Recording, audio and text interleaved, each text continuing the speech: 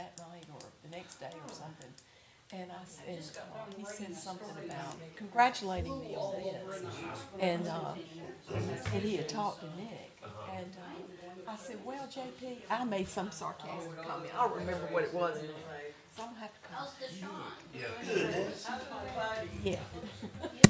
I think I saw a car out there. So. Okay. I did, Nancy. It was. Hi. Too much work. I worked really hard. I did too. It wasn't. You might have something. I'm already over it. Chances are my fingers are up. Huh? Yeah, you were like right there with my question. You were like, bam! I was at Chick-fil-A. I was waiting for the hammer. I was at Chick-fil-A. I said, let me ask you right now. No, I was. Did you have the flu over Christmas? Hi. From Christmas till New Year's. Just now. Was it the flu? I don't think so. Oh, good. Your voices. I have it every year. Oh, the one that always comes. You know, Slade. Okay, yeah. I saw a poster somewhere, so I'm glad I can't remember where I saw the poster now.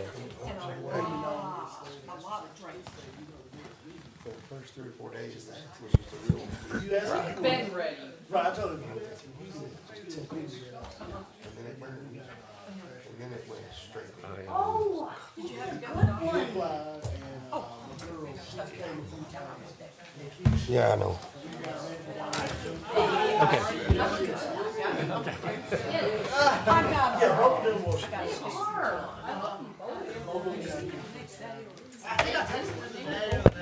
Okay, I killed smart. And I said, well, I didn't see I told Mark.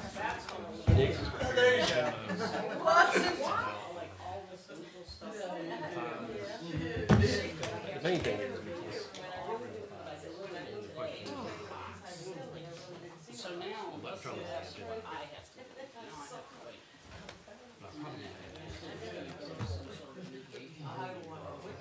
How about any time after the audit? You'll know. We could just my make name's it gonna change. Yeah, we want to see it. Let me know have nothing.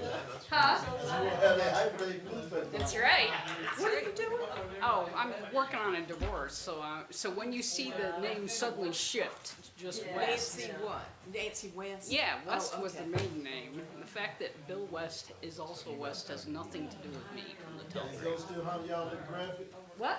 Go still hunt you at the graphic. Oh, we've been seeing I read Joanne's column. That was the cutest thing. I had to give Oh, yeah. Did you read Julian's column on the last week about the ghost coming over? Okay, it comes over from where? Well, because they knocked down the building near us that used to be a graphic building, and all of a sudden this stuff started happening in our place, and we were like, he's here, you know? Yeah. Okay. Yeah, you gotta check it out. All right, cool.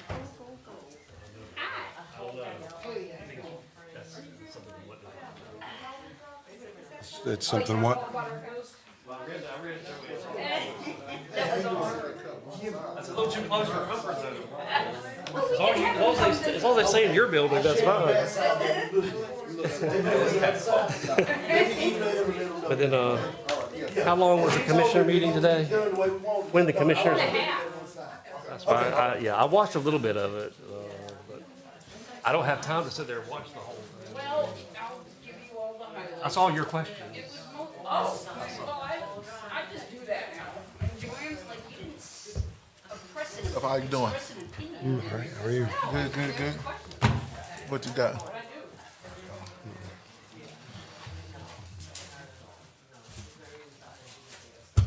just wrote a flu story, so we'll just have this. That's what I'm saying. It changes visiting hours at the hospital. There's running around. Nancy, you got to the commission meeting today? Did I have it today? Did you get to it? Yes, all 4.5 hours. I watched all 4.5 hours. She made comments. I watched from 9 to 11 off. She made comments in the public comment section. In the public hearing, she spoke. Which one? Done that before. For the, I saw Miss Berlin from down there, we spoke twice during the public hearing. I asked questions technically. yeah, you did, right. See, I have watching the rezone, so See, like right here, them liens can be collected by tax revenues. Each one of them costs $5 grand.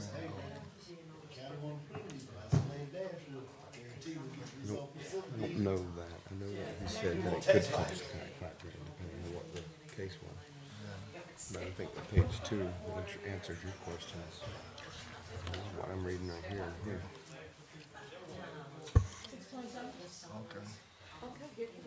This first two.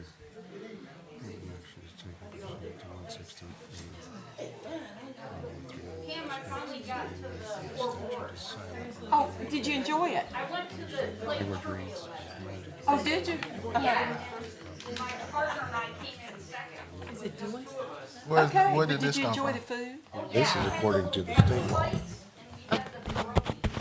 Oh, yeah, those pierogies are good. Yeah, but we had a discussion on the phone. I don't know if this is based off of your questions.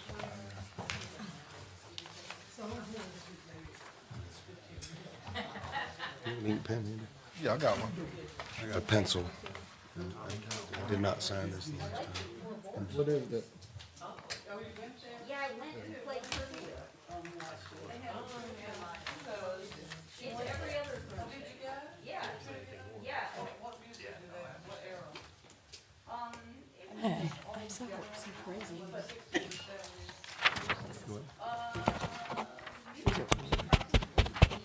I'll lose it up here with all this stuff. Thank you.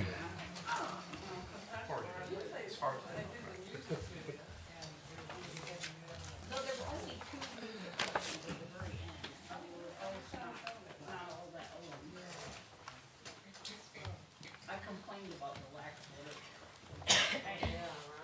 work. Oh, no, we didn't, yeah, I didn't see that they awarded anything, but we just ended up signing. Still not seeing the agenda. We can't. Is there an agenda for today?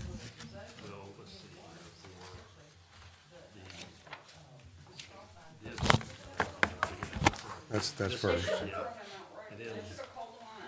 I haven't seen one for that one.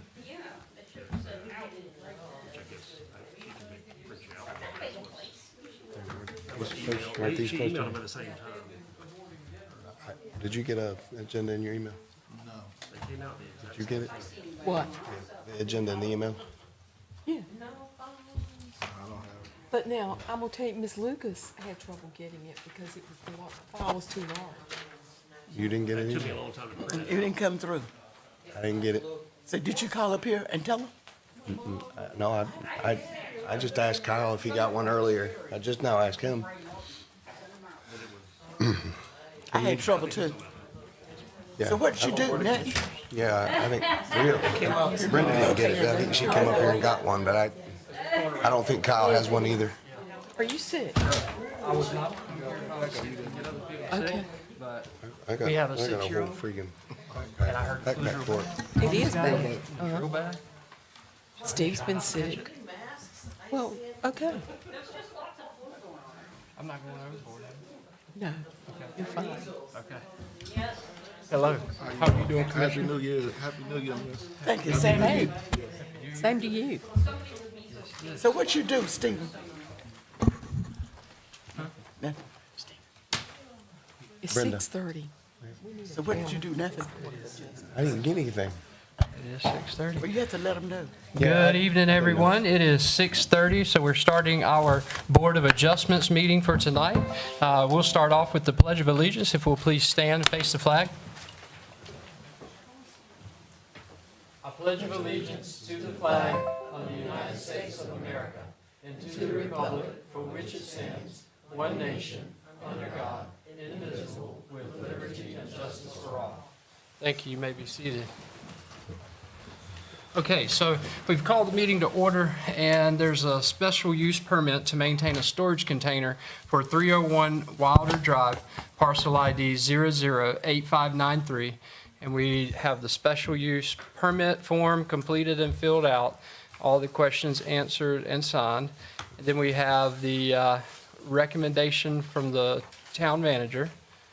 And I don't know if any of you had time to go by and look at it, but I believe there's a picture. Yes, there's the picture also. I got this email, yes. Okay. That's a print, yep, so there's a printed copy, I have everything too. Yeah, I Okay. looked at it. Okay. All right, and so something that we actually need to put on this agenda is, I am not the chair for this. Commissioner Drew Griffin was the chair for the Board of Adjustments. And so we actually need to, I guess, nominate Attorney Edwards. Would we do it through the nomination process? Yes. Okay, and so we just, if Michelle will give us a little piece of paper, we can write down that, and we'll need to pick a chair for the Board of Adjustments. If you do it that way, you just gotta put your name on the piece of paper and your vote, Okay, cool. and it's public. We have to nominate someone, though. Correct. We have to nominate Well, someone. yeah, I'm going about, so when you're voting, if you decide to vote by paper ballot, you can do that, but you gotta put your name on the ballot and who you're voting for, and that's public. Right. Right. But now yes, now you need to take nominations. Okay.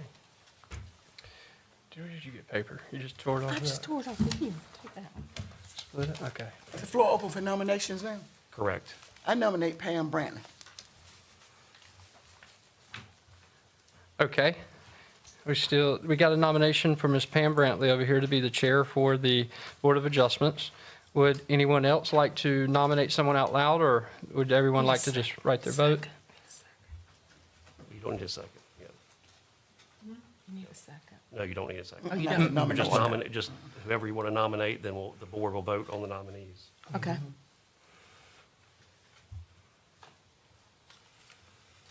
You got a little piece of paper? You want to split this one? Well, here's some more. If you end up closing nominations with no nominee, then you don't need a vote.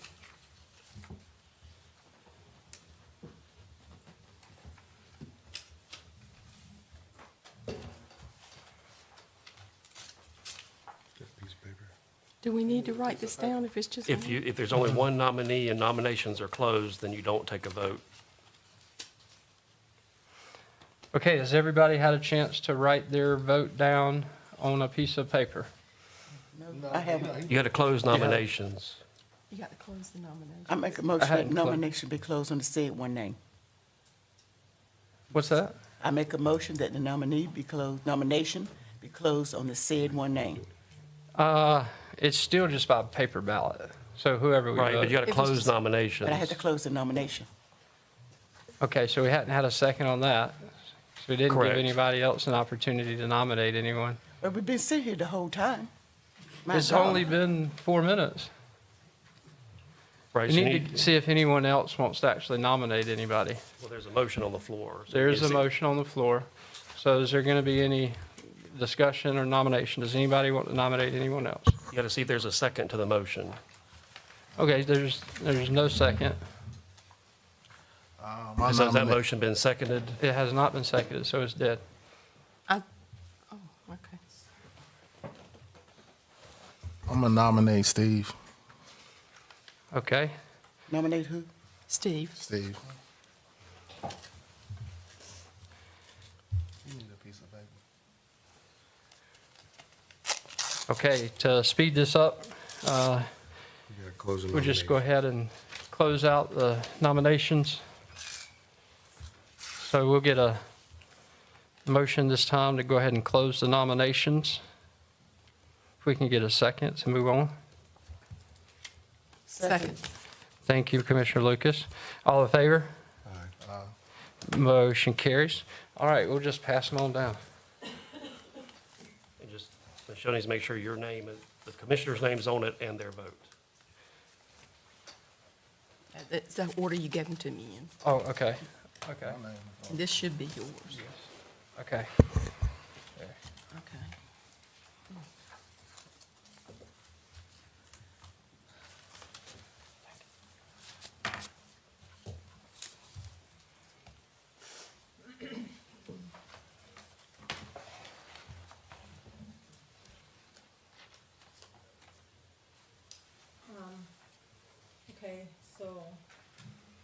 Do you want me to read what each person voted, or this who won Right. the nomination? That's who won. Pam Brennan is the chair. How is that? Okay. How is that, though? You're supposed to read the votes. Okay, Steve voted for Steve, you voted for Steve, Antonio voted for Pam, Pam. No, I voted Pam, He didn't. Antonio, Tony, Pam. Nah, but I changed that when it was only one I just wrote. I voted for Steve. Okay, Yeah. okay, then Steve is the. He did When it was one Wait a person, minute. I voted for Pam. Well, I need, You wait a minute, back up here. You did what now? When it was only one person nominated, I voted for Pam. Then when y'all passed the papers back, I guess he gave you the wrong paper. Who passed the paper up here? y'all give it to me, where's the paper that says, Steve?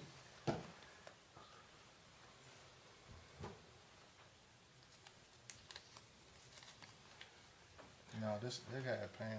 It should say Steve on it. Says Pam. Well, that ain't the one that I wrote, cause I had Steve's name on this one. I went back and did it again. I put, Wait, give me a minute. So who Yeah. is it? Which one? I voted for Steve.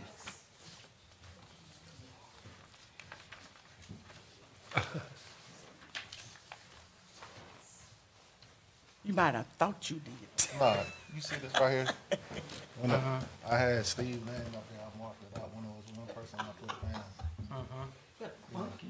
He thought the nominations were closed. Show that to her. It's just so he wrote Steve up there. And then he thought the nominations had closed out, because he wrote that as soon as he. That's irrelevant now. What's relevant is what he passed down here. Am I right or wrong? We didn't, we agreed on it, but that wasn't who I voted for. And we didn't make a motion on it to take it, so it is relevant. 'Cause you have to second. So we voted down there. a What's the motion. protocol in that lawyer? Generally, the town, I honestly one I don't know commissioner what Robert's said the- rules, I don't need but this. I don't know how Robert's rules handles it. We have a commissioner that has a paper that they are simply saying that they sent the wrong one in. He explained why he did that. He thought that the nominations were closed, so he didn't think that there was another choice.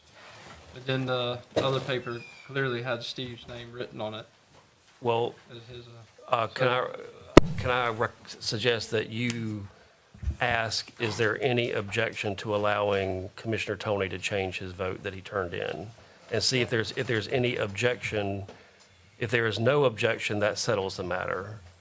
If somebody objects, then I need to figure out we need to figure out what okay, happens next. so let's ask, So once again, I'm recommending that you ask the 4 Board of Adjustment members if For a anybody. recommendation or- Does anybody, of the 5 members, does anybody object to allowing Commissioner Tony to change as his vote? Attorney Edwards said. I object because he passed it down Okay, here. so there's an objection, okay. So we have one. Yeah, so then we need to figure out. What's what- that? Well, What's the Robert rule? okay, I don't know, honestly. And at the board's pleasure, they could simply just make a motion if they want to accept the vote as he expressed. Yeah, because I think, I think So I know where someone this could is make a gonna, motion that- because I know where it's that gonna we go, then I think, the mayor, you as the one who's provisionally chairing the thing, have made a ruling that you believe he should be able to change his vote. And, Well, not change it. It was, well, change the one that he turned in.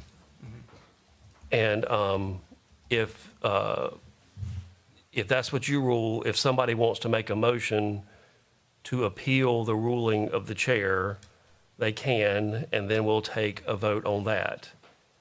And since you objected, I guess, if you want to make a motion to appeal the ruling of the chair, we'll take a vote, and we'll see how that vote goes. I make a motion to appeal the ruling of the chair. Okay, so the chair ruled that Commissioner Tony could change his vote. There's been a motion to not allow that, and so there's a motion, you should see if there's a second. If there's a second, then take a vote on that motion. Okay, do we have a second?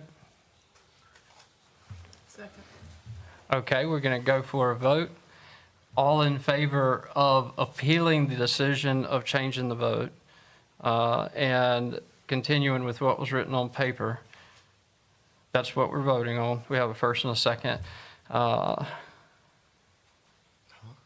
If you favor not allowing Commissioner Tony to change the vote he turned in, you should vote yes. If you, If you want him to be able to put his vote as Steve, then they would say no or not. raise that's their right. If you believe that the mayor's decision to allow the vote to be changed is correct, you should vote no. So if you want to change the mayor's ruling, you should vote yes. If you want to stick with what the mayor said, then vote no. Okay, so we're going to call it to a vote. So we have, and we'll do it just by show of hands. All in, They got the rule pulled up. on Right, that. Right. I don't think that doesn't change anything I've said. okay. at this point. So, okay, first and a second, all in favor to appeal? You gotta raise your hand for your own motion. Okay, so we have a split vote. It's a tie. Well, take the votes for no, just so it's recorded. So we got a tie. You gotta say it. Well, you still need to take their vote. Do they, get them to Oh, say yeah, no? yeah. Yes or no? What are you asking? So she appealed the decision to allow him to vote for you. Okay.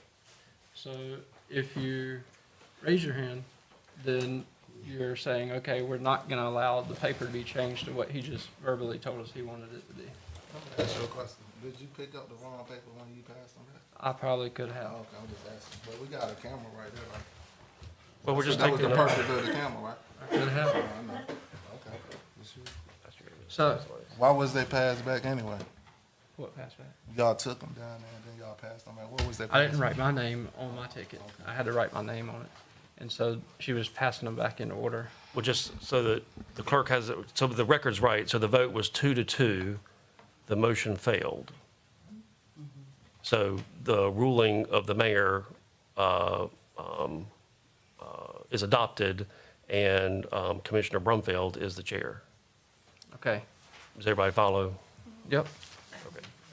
Okay, so now that we have taken care of the chair for the Board of Adjustments, you guys have that special use permit. I'll pass it over to Chairman Brumfield with that just one single agenda item there.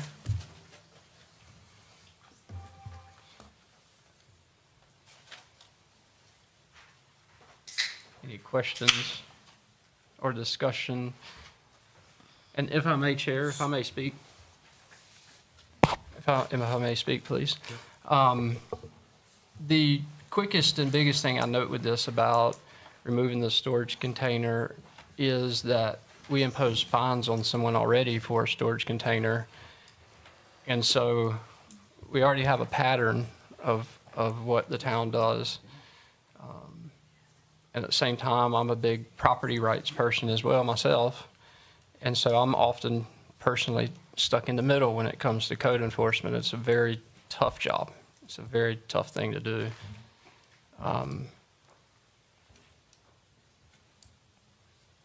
That's really my comments. It's a tough decision for the board. I have a couple questions. Number one, we did levy fines, from my understanding, in the upwards of 7,000, maybe more, for someone who had this is a shipping container, had a shipping container in their yard. Now I don't know whether that's been paid, whether that's been dealt with or handled a long time ago, but yeah, if that's the case, then they're asking for permission to leave their container. I believe I know where this one is, and I think I've seen it. I don't know if it's in their driveway or their yard, but I mean, that's essentially what they're asking for, just permission to continue to use it there, correct? Yep. Okay. So the special use permit would essentially allow them to keep it there, which would be the opposite of what the town's already enforced. All right. So I think where we are is that, on the agenda is an application for a special use permit, and, there needs to be a hearing on that application. And, so I think, we need to take a motion to enter into the hearing and do that. And then once you do that, then you should hear the evidence from the staff and then hear the evidence from the applicant. Is the applicant here tonight? Hello, sir. Thank you for being here. Good evening. So motion to enter into the hearing, Nick? Hmm? You gotta make a motion to enter into a hearing? Yes. You're chairing, so you should find somebody to make a motion. I can make a motion that we go into a hearing on the matter on the agenda item 2 on tonight's Board of Adjustment agenda. Second. All in favor? Aye. Motion carries. Thank you. We are in a hearing. Attorney Edwards, can you just give us a little bit of information to everyone, what's available at this time for them to do? I'll be glad, but really, I think, so now you should hear from the town staff. And once you hear from the town staff, you should hear from the applicant.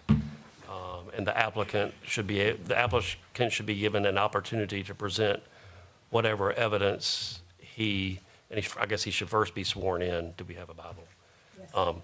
So he should be sworn in, and he'll be given testimony. He can have anybody else that he wants to give testimony. And once he gives his testimony, any of the Board of Adjustment members can ask him questions.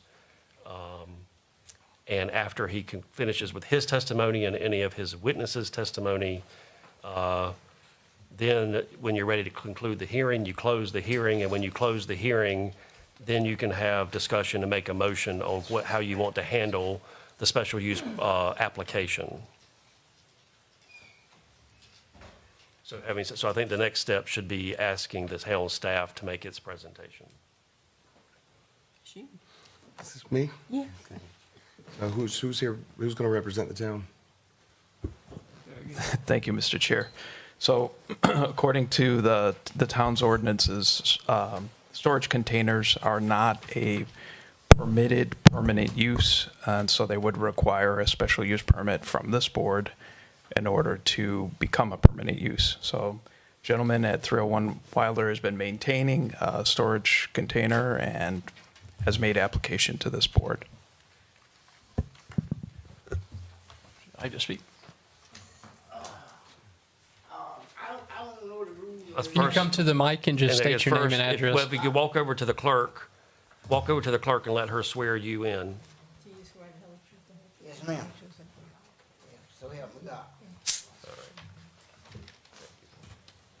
Like I said, I don't know the ruling, but I had the container there. I know when I first moved there, I put it there.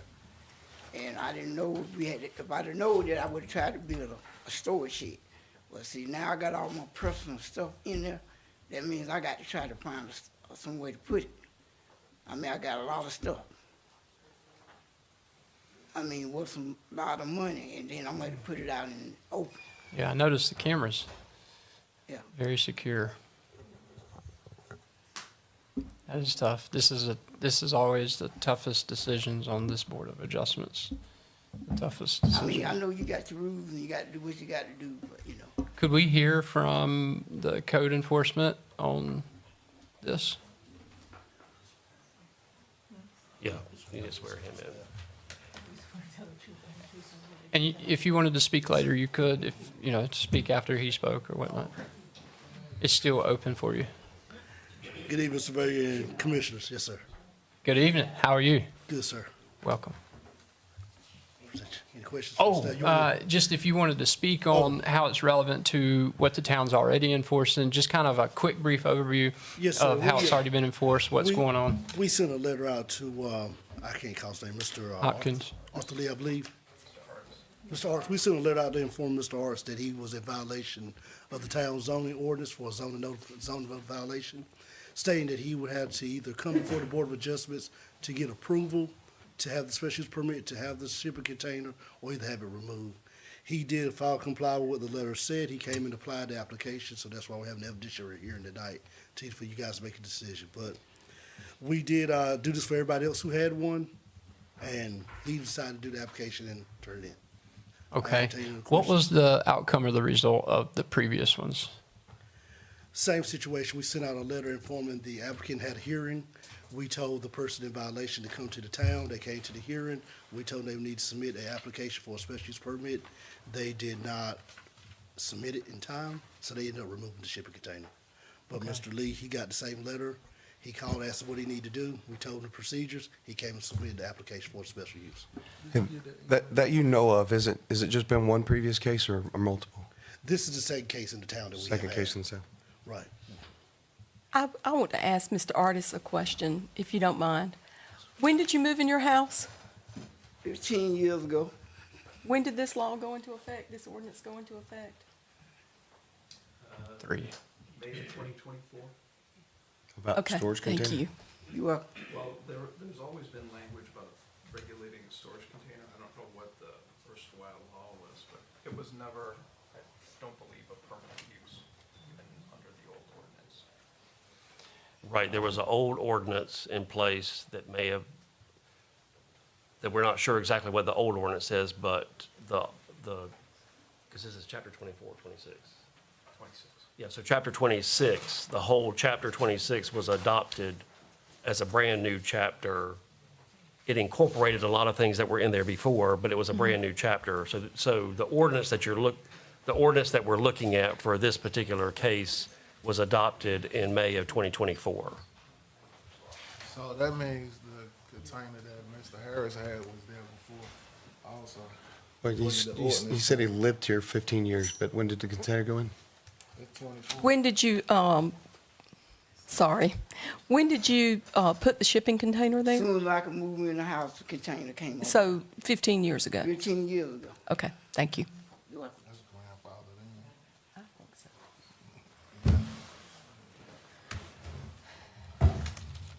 Okay, so we've had comments from the property owner that has a storage container. We've heard from, thank you for speaking tonight. Thank you for being here tonight. I'd like to hear from, we also heard from town manager, thank you. And Attorney Edwards, I'd like to ask you from a legal point of view, this is a big scale. We've got one property that was fined multiple thousands of dollars. And, That shouldn't be a factor in this case. okay. That shouldn't be considered at all, if you're asking me. Does that not set a precedent? No, I mean, If we were to allow this, would it not set a precedent for? well, if I understood they were treated the same, if I understood from the code enforcement officer, they were treated the same. That's correct, Attorney Edwards. Yes, sir.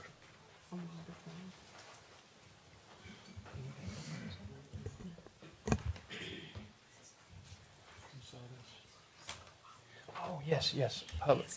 Yes, Attorney Edwards. Yes. To confirm, this is public where anyone could speak, correct? No, it's Or is this just the board of- quasi-judicial. Okay, this is the actual. So this is, it's Yeah, a this is judicial quasi-ju- hearing. yep. The parties involved are the town and the landowner. And so the landowner has made an application, and then this board is charged with the responsibility of seeing whether or not he has met the requirements of the ordinance. You can't use your full judgment about what should or shouldn't be allowed on a piece of property. What you have to judge is what the ordinance is and whether or not he meets the requirements of the ordinance. And whether you like it or not, if he meets the requirements of the ordinance, you're bound to give him that. And it is public in the sense that everybody can sit here and listen to it, but it is not public in the sense that it's not open to the public. To speak. And this is true for all quasi judicial hearings, if the applicant, and this is true for like variances, the applicant presents their evidence, if their evidence meets the requirements, then that's all that matters. And so what the public opinion is, I hate to say this, doesn't really matter in this case because the ordinance is what it is. And the question is, has he met the requirements of the ordinance? And public opinion doesn't really play into that. So that's what's happening right now. Congrats, that was very good. Thank you, Attorney Edwards. This may come as a silly question, but let's just say We adopt a new ordinance that says we can't have blue houses, so what happens to all the blue houses? Do they have to change their color? Is Well- this something, if this is something before that ordinance was, we have no way of knowing what the ordinance was, like Pam was suggesting. What the ordinance was 15 years ago when he put the container there. So if the ordinance changes midstream, does people have to change? I'm The- not sure how we handle that. There is an ordinance in the Spring Hope ordinances, as is typical in almost every municipality, that if you have a pre-existing non-complying property, it's grandfathered in. But the town does have an option, if you were passing a new ordinance, you don't have to do that. You can make people come into compliance. Okay. And the big thing in Spring Hope that happened was the parking rules that when Spring Hope, it was before, what was it, like 2019, around there, the town passed ordinances of changing the parking rules. And the town also said, the board also said, when it passed those rules, that anybody who did not comply with the parking rules had to come in compliance. Just because you were pre-existing non-compliant, you weren't grandfathered in. So it is typical that most of the time, non-complying properties are allowed to remain non-complying, but that's a town decision, that's a decision that the board's making. And if the board ever wanted to not make something grandfathered in, it could do that as well, if it wanted to.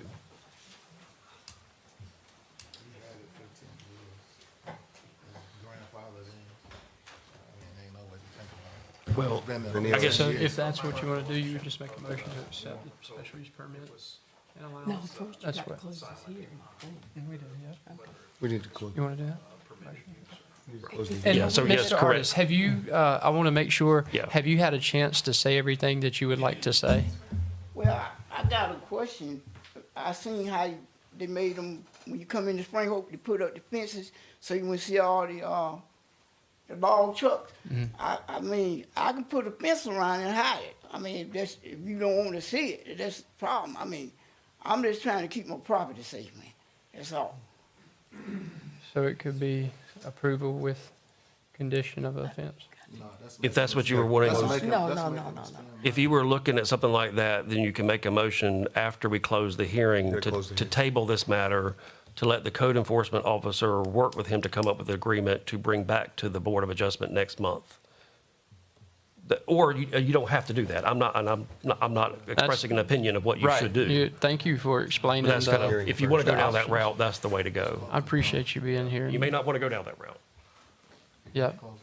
So we can accept it, we can entertain, a motion to close this hearing if there's nothing else you'd like to add, and if everyone else has added what they feel. I have a question. Mr. Manager, Wait a anything minute, else you Mr. want to add? Justice got it. So would you be willing to put up a building now? Storage building now? Somebody said, not now? I mean, I would have what? to go, I would say I would have to borrow some money to try to build one now, cause I'm getting ready to retire.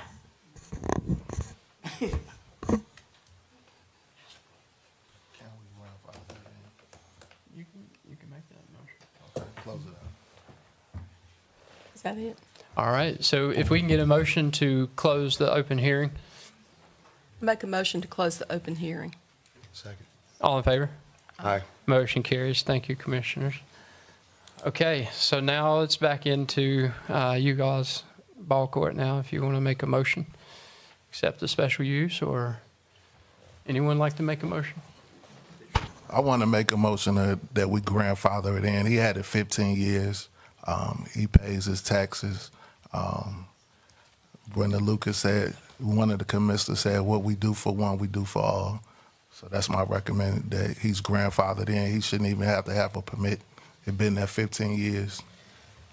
So the motion is that it be grandfathered in. Which would it be accepting the special use permit as written? I mean, has he paid for the permit already? Okay, yeah. All right, so we have a motion on the floor that the special use permit be granted and grandfathered in as explained. Do we have a second? I'll second it. All in favor? Aye. Aye. Motion carries. Okay, then what I recommend is then you ask the town manager to draft the permit with the work of the code enforcement officer with the proper findings for the Board of Adjustment to approve the written permit at the next meeting. Perfect. So, you should probably ask if there's any objection to that, then we can talk about it. If there's no objection to that, that's what we'll do. Mr. Manager? So you haven't made any of the findings, you haven't discussed that according to the ordinance. So you should probably make some of those findings before you actually have a vote. Because I can't just We already put those voted into in. the, Already We voted. we grandfathered it in, it's already voted in. you're not understanding, Commissioner Tony. There are certain findings that this board has to make in order to grant a special use permit by your own code. You have to make some of those findings or find that, it's not in conflict with those findings. Then you can put those in the decision. But it's a special use permit to, I understand to go through those steps. That's what this is ultimately for, is to, Right, but you should be making some of those findings in your deliberations. the commissioners chose not to. Grandfathered it in, we've been there 15 years. I can't draft a document that doesn't make the findings. You can just, Attorney Edwards can draft something for you if that's suitable. I can work on that, yeah, I'll work on that. Thank you, Attorney. So just so the record is clear, the board has voted to indicate it favors approving the special use permit, but the special use between now and the next month's Board of Adjustment meeting, I will draft a written permit with the findings that you need to find for you to look at and finally approve at the February Board of Adjustment meeting. That's where we are, just, we're all good, Correct, okay? correct. All right, Okay. okay. I think we're good. Correct. Thank you. Okay, Mr. Chair, that concludes the first item. A motion to adjourn? Okay. I'll make a second. Second? All right, call for a vote.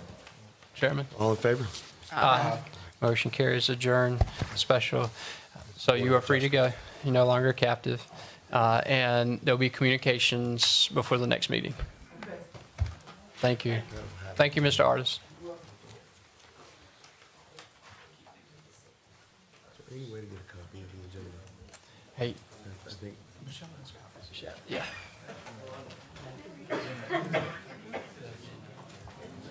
I can also resend it to you, Steve. I mean, you can try. I mean, my email up, but I don't know why I didn't get it. Now, because this thing's December 31st.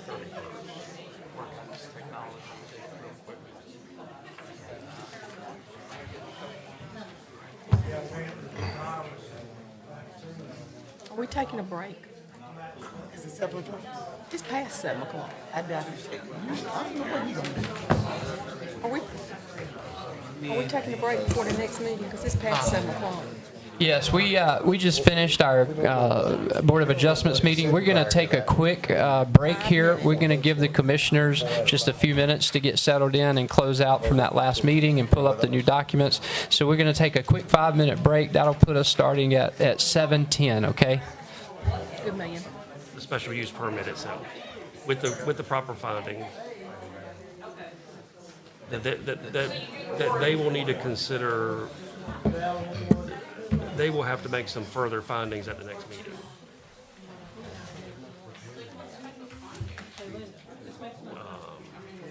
Well, whether or not the permit, if it's conducive to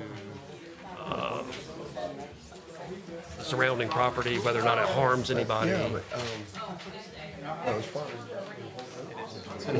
Yeah.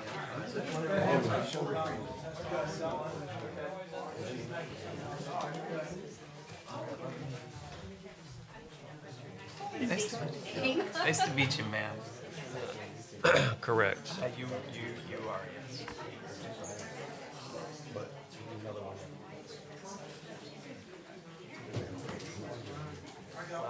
I'm glad you're here to present the other side.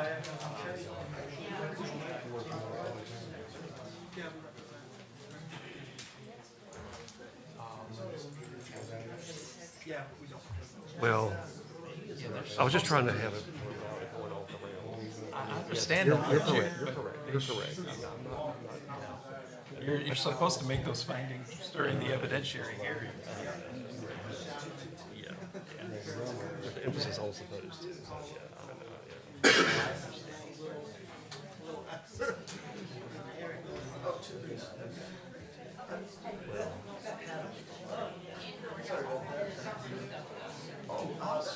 So do you have a court date?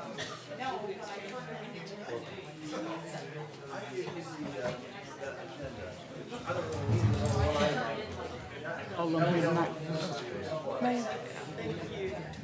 Yeah, I bet you know. Mm-hmm.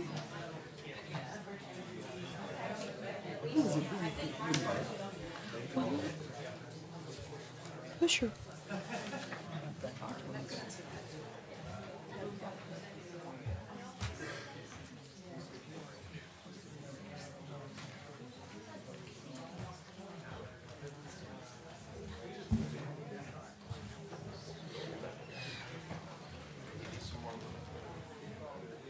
Did you see that email from Sam?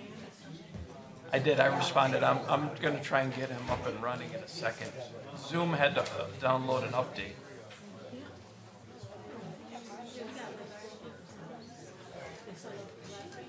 It should be right on there.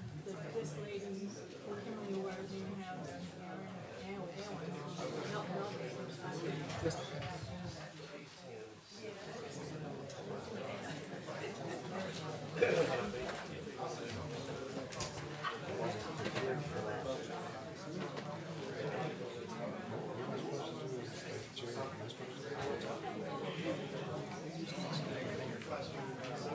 Run that. Okay, I'm cutting the button back on. Sorry, I missed it. It was. Okay. I don't. Was it? It was the same time. Yes, probably so. Got a sticky note out? Right there. Look, my mom just asked me today. She wanted me to ask Will, and I said, "We seen it." So I wasn't prepared for that. Well, now, at least now you I know. was just sitting here like, please don't nominate her. And then you did, I was like, well, she showed me. Probably picked the wrong time to want to be the chair or something. Well, I wasn't ready for it. Yeah. I mean, what am I supposed to do here? Thank you for taking care of that. Thank you. Can you pass that to Michelle? Yeah, to Michelle, please. Thank you, Michelle. They make it easy, don't they?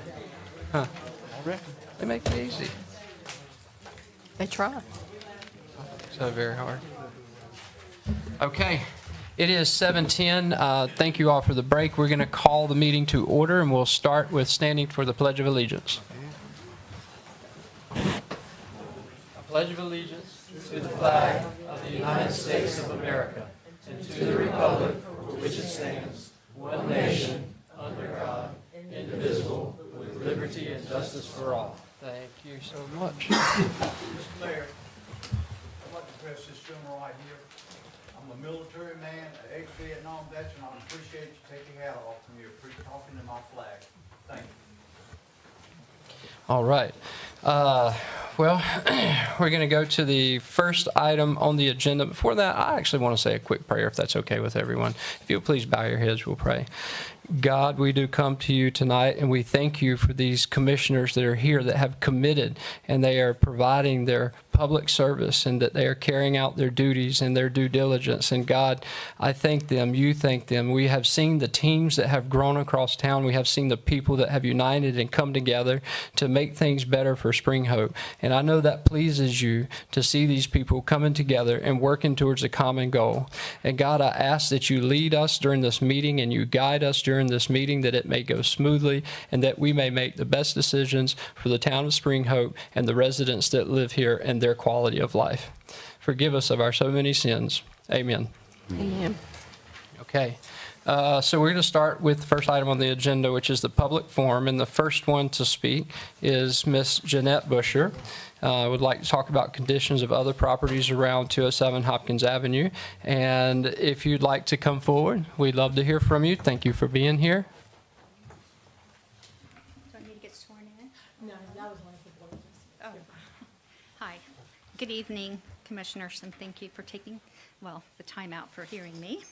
I have copies of my concern. And if you will, just pull the microphone down to where you can kind of hear yourself if you'll talk into it. Good evening. Is it on? Good evening. Wait a minute, do I need to press something on here? Testing, 1, 2, 1, 2. I hear it, that's on. I hear it. You can hear me? I heard it, that's Oh, on. okay. Thank you. Thank you for the read along. Copy of my concern.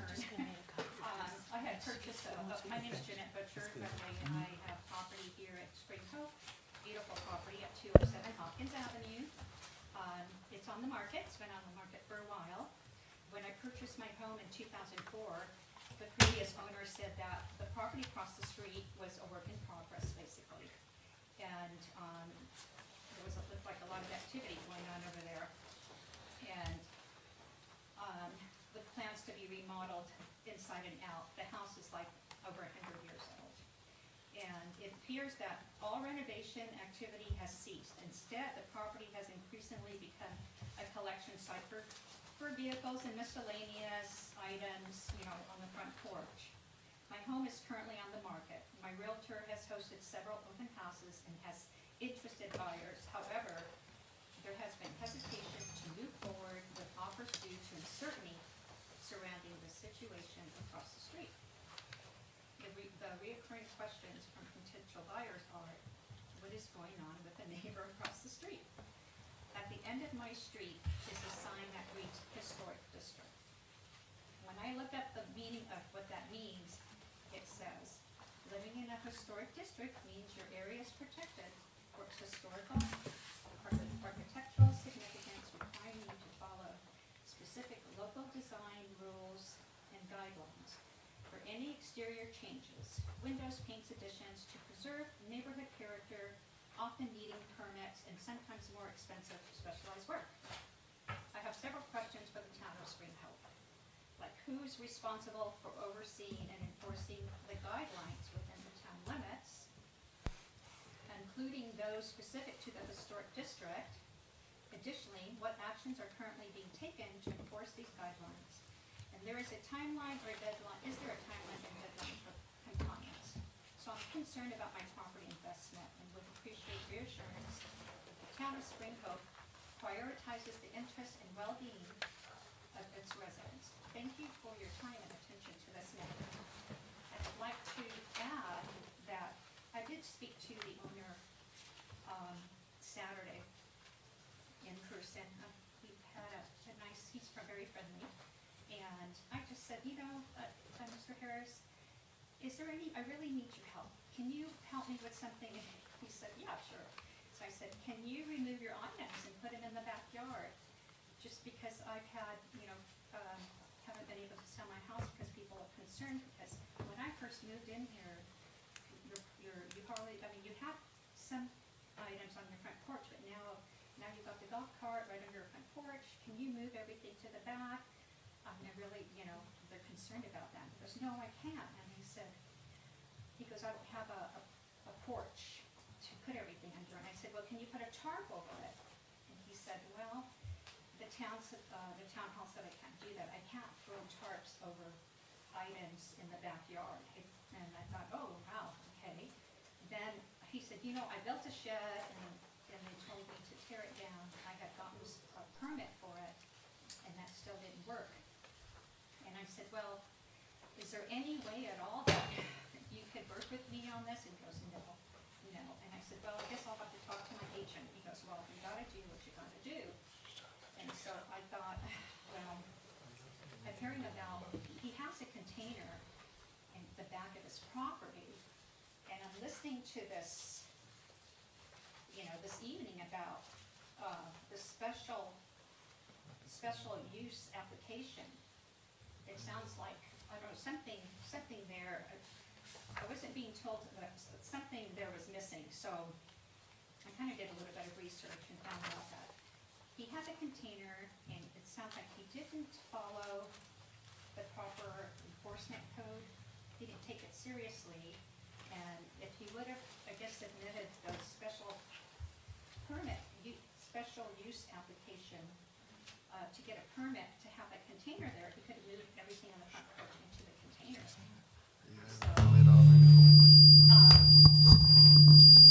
is that me? No, it's not.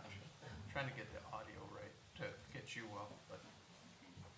So, I found that I wasn't the only one, I guess, who had come before you to see, what can be done about that, because I have lost money on the property, and I do have interested buyers, but I understand that he's broken some codes, and I don't know what you guys can do to help me move forward on this. Maybe, if he speaks here tonight, that he could just submit a special enforcement application and move forward. Is that what you would prefer? Yes, I mean, if he has a container back there and his thing is, he says he can't, if it's raining, he had wood piled up on the front porch, some boards, and I said, can you move it out back? He goes, no, because it'll get wet and that can't get wet, so it's like he doesn't have anything to put it under except for the front porch. And, I feel like he's tried, but for some reason, I guess he's not getting in the paperwork that he should on a timely basis or whatever. So if he hopefully would agree to maybe submit that to the town hall, that because it sounds like he wants to get rid of it, but he doesn't have anywhere to put it. But if he has a container already, I'm thinking maybe it's full already and he doesn't have room, because he should have been able to move all that in there. So I don't know. Mr. Code Enforcer, is there a container on that property? It's 206. Not at the present moment, sir. Not at the current moment. It was removed. Okay. Or remove from the location where we can see. I don't know if there's one on the side of that. It was removed from the side where we can see. And so in the normal ordinances, it's not allowed or accepted. It's a violation of Okay. code enforcement. And then the special use permit, it was the vessel you saw used previously for storage container. He said he did build a shed and he got a permit for it in advance, but for whatever reason it got taken down. So I don't know about that, but so I don't know what I we definitely. could do to. I definitely understand, the emotion and the problem that you're expressing here tonight. And you saw we were just addressing this a few minutes earlier. Yeah, and I have photos, maybe get an idea. Should I start here and then? Yeah, that'll be fine. And we're running out of time. We have other people to speak, and Yeah, so we this is definitely want to hear from you, though. Yeah, this is basically what it looks like now. And then the side, all the abandoned cars and everything on this side there.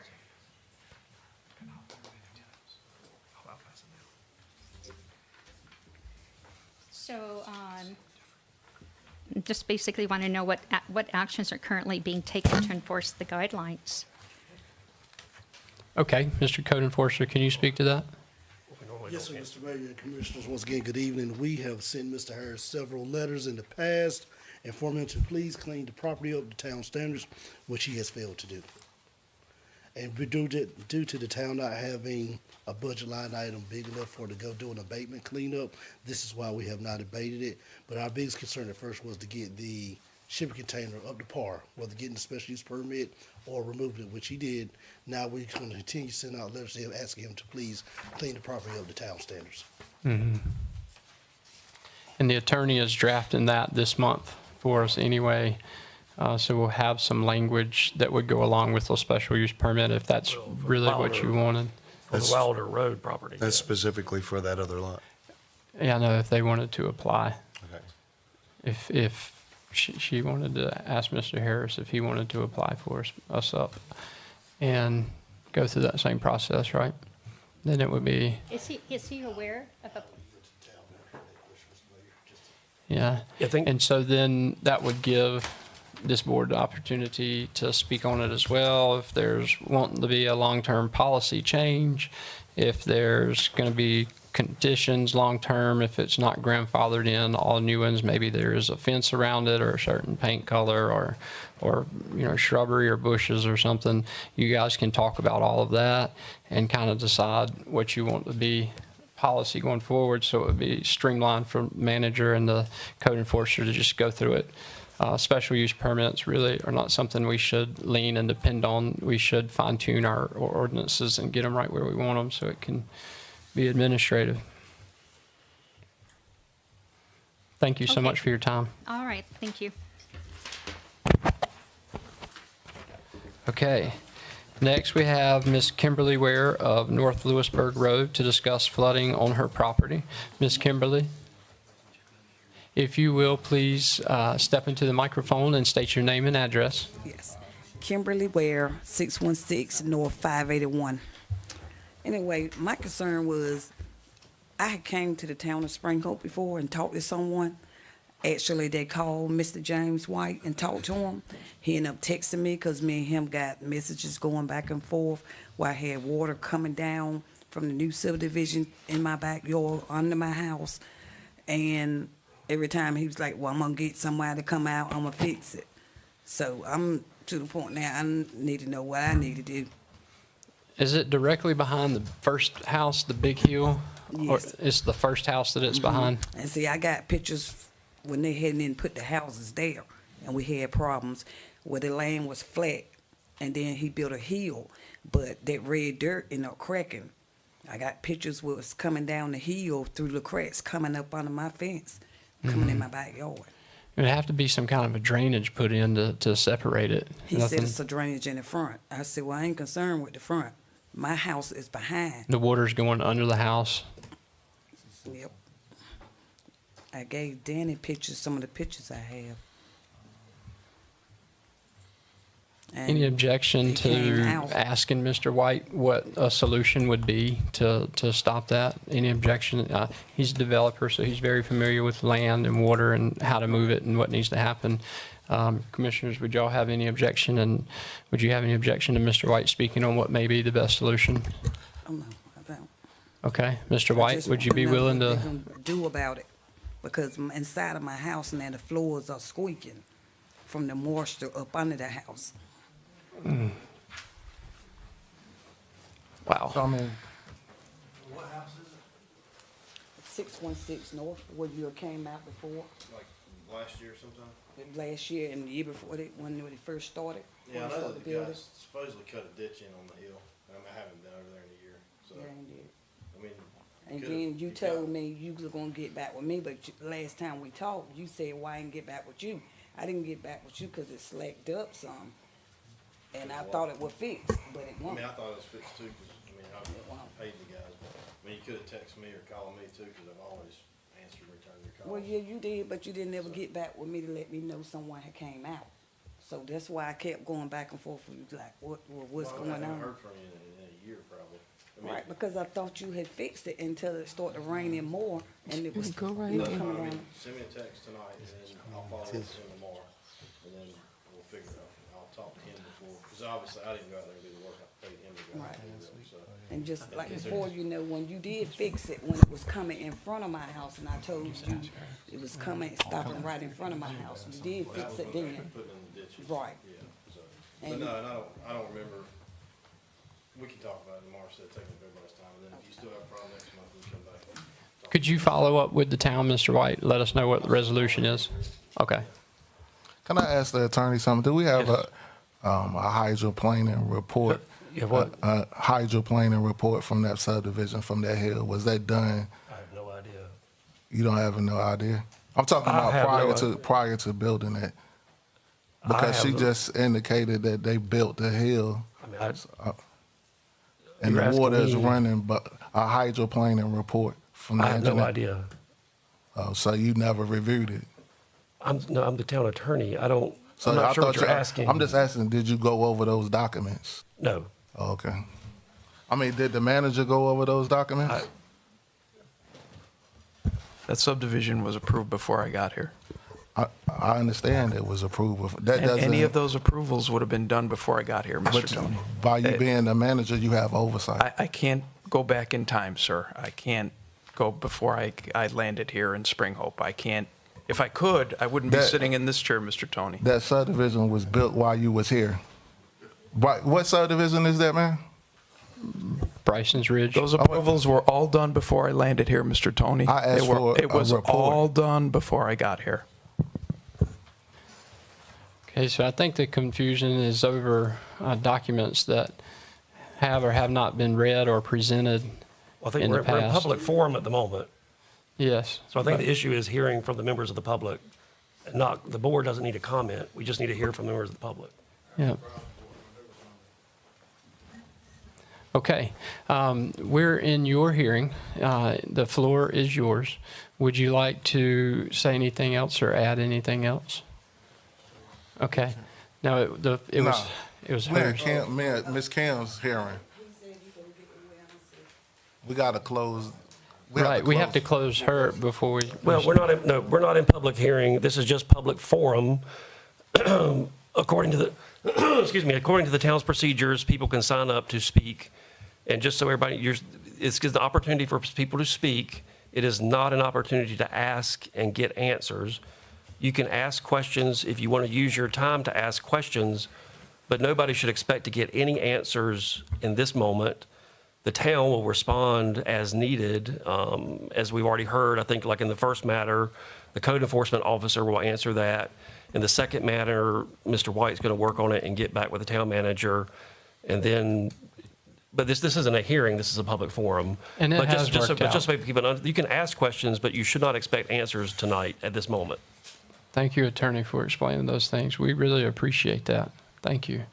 So we saw that they worked themselves out. There's solution in the works. And thank you all for being here, Mr. Code Enforcer, and being available. Thank you. So they figured half of it out while they were here speaking. Next in the public forum is Mr. Jimmy Harris of Hopkins Avenue to discuss his zoning violation, fines, and town issues. Mr. Jimmy Harris, the floor is yours. If you'll please step to the mic and state your name and address. Jimmy Harris, 206 Hopkins Avenue, Spring Hope, North Carolina. 3 years ago, I applied for a permit, and on March 29th, 2021. And I got approved for several things. So I'd like to ask Sean Lucas, since he wrote the initial complaint on my storage building, what size was my storage unit?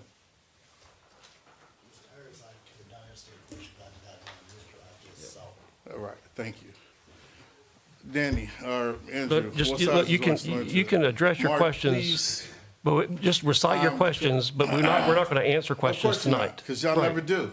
That's That's the problem with this town right here. That's not the way it You works. always ask, we got asked the questions a million times, and nothing ever gets answered. You're not accountable, especially you. You've been over here for 20 years. And y'all haven't been accountable for anything. But y'all ready to dictate. Like Tony said, Andrew said to me, this is a town commission run city. Everything's run by the town commissioners. And the last 15, 20 years, y'all haven't been doing crap in this town, but telling people what to do with their property. Like I was saying, I got a building permit drew up by the past town commissioner, town manager, J.K.,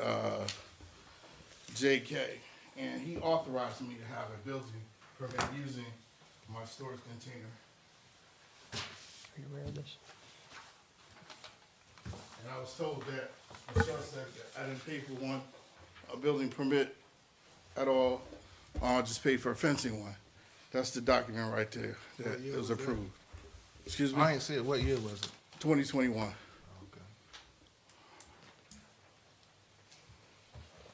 But yet I was fined for something that I was approved for that was gonna get converted into the carport storage container. So, because I couldn't find those paperwork at the time, I had to sell the property, sell the buildings off. And now I'm being fined, never got a first certified letter to have a formal meeting in front of the town commission or town meeting in those fines, for those fines. I just got letters.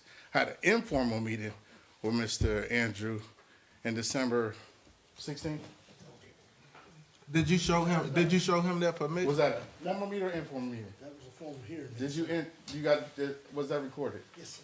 It was recorded. The meeting was recorded. We took notes, sent you the. You took notes on it, but it wasn't recorded. That's how hearings are done, sir. It wasn't here because y'all not, no, I'm back and forth with y'all. No. It's always something with this, Can I see that? everything. Was it permit? Do he have a permit? From 2021. It is. So why was he fined if he already had a permit? Because I supposedly didn't have a permit. Did and you it's show not that? a- Did you show that to the I manager? did not because I didn't have it access at the time. I figured they would have it on their records. Did Michelle look at it? Did you look at it, Michelle? I didn't hear, no, she hasn't seen it. I'm just saying, has she? JK, I don't know if Michelle has seen it, but that was, like I said, from the time. The receipt is from 2021 when he paid the $50 fine. It was March 31st, 2021. That's not the fine, that's the, for this permit. Okay.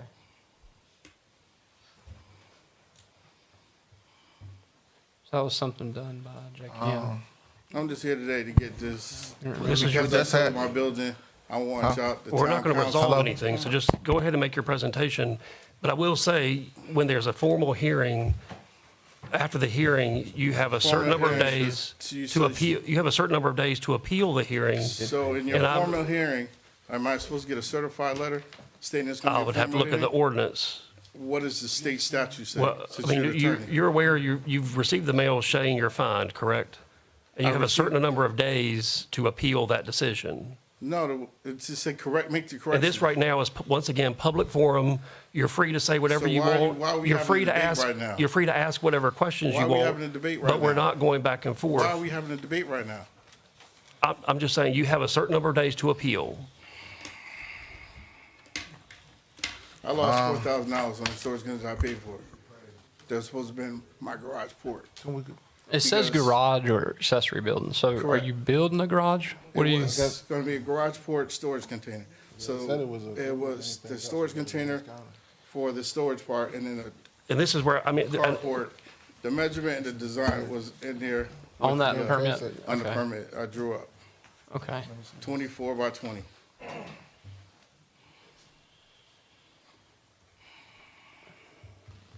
I have It to said advise, it was- I have it to said it was advise the approved, board. though, But why didn't you, when you talked I to the didn't have manager, the why you document at the didn't time. give it to him?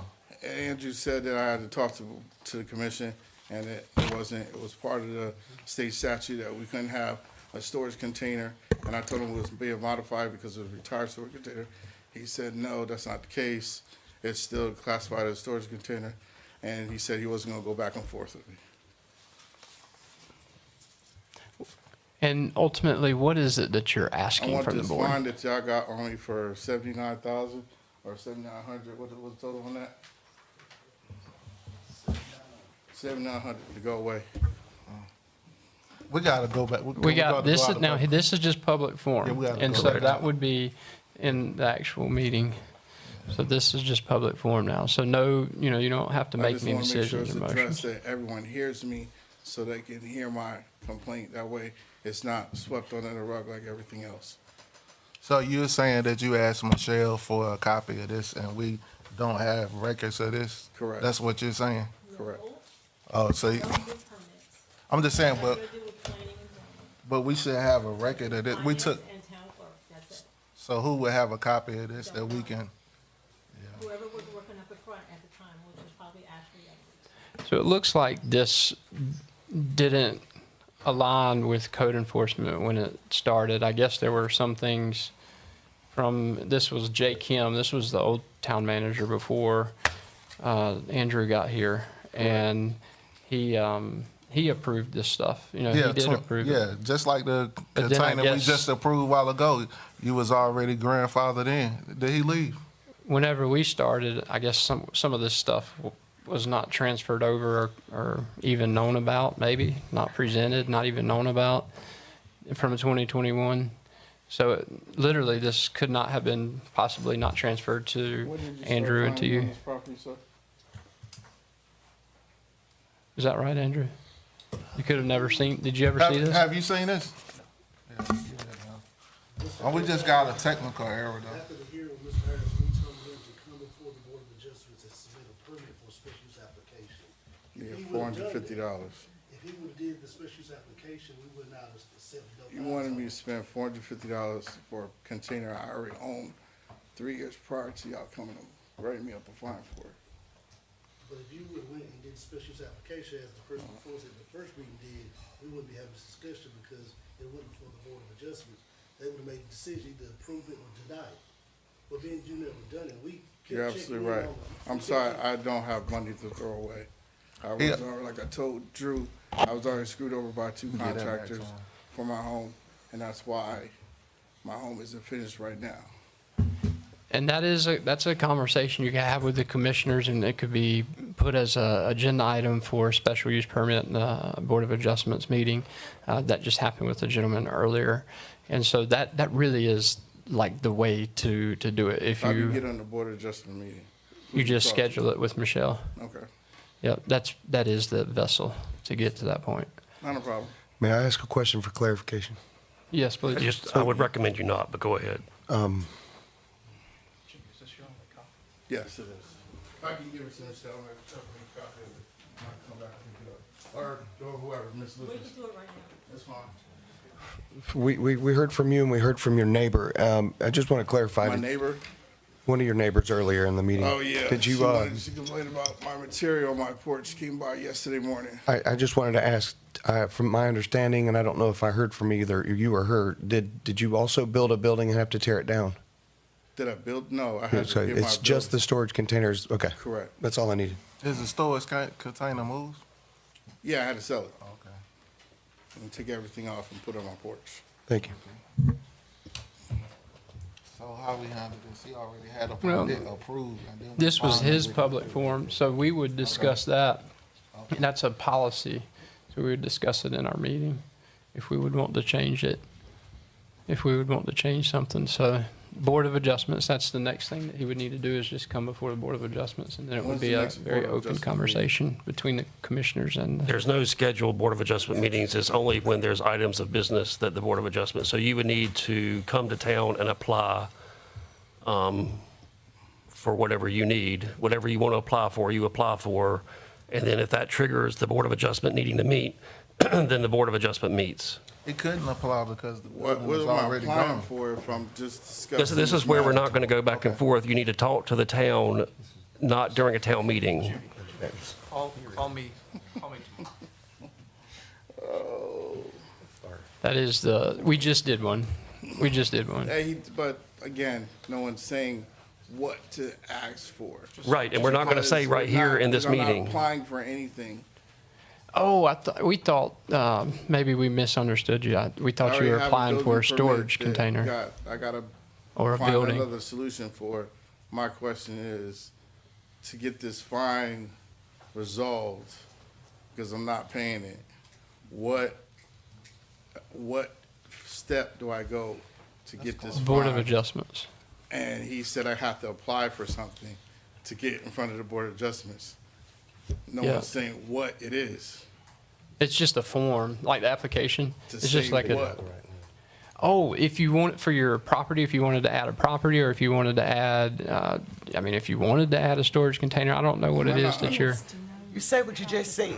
I want the form, to You know want this- what the right, form what you is just said. that I need to fill Commissioner out, Lucas. to state what you want Say what you me want. to Right. say to There you get go. to Thank you, in front of the Board That's of not hard. Adjustments. Say what you just said, okay? I mean, I said it 3 times. Well, we want you to say it on that paper when you come to file for that, application for Board of Adjustment, okay? Fill So out that just say, form. I want to, and what's the cost on that? I don't know. What's the cost? Could we get the action going on that? She already gave him the application. No, I gave him his paper back. Oh, sorry. Okay.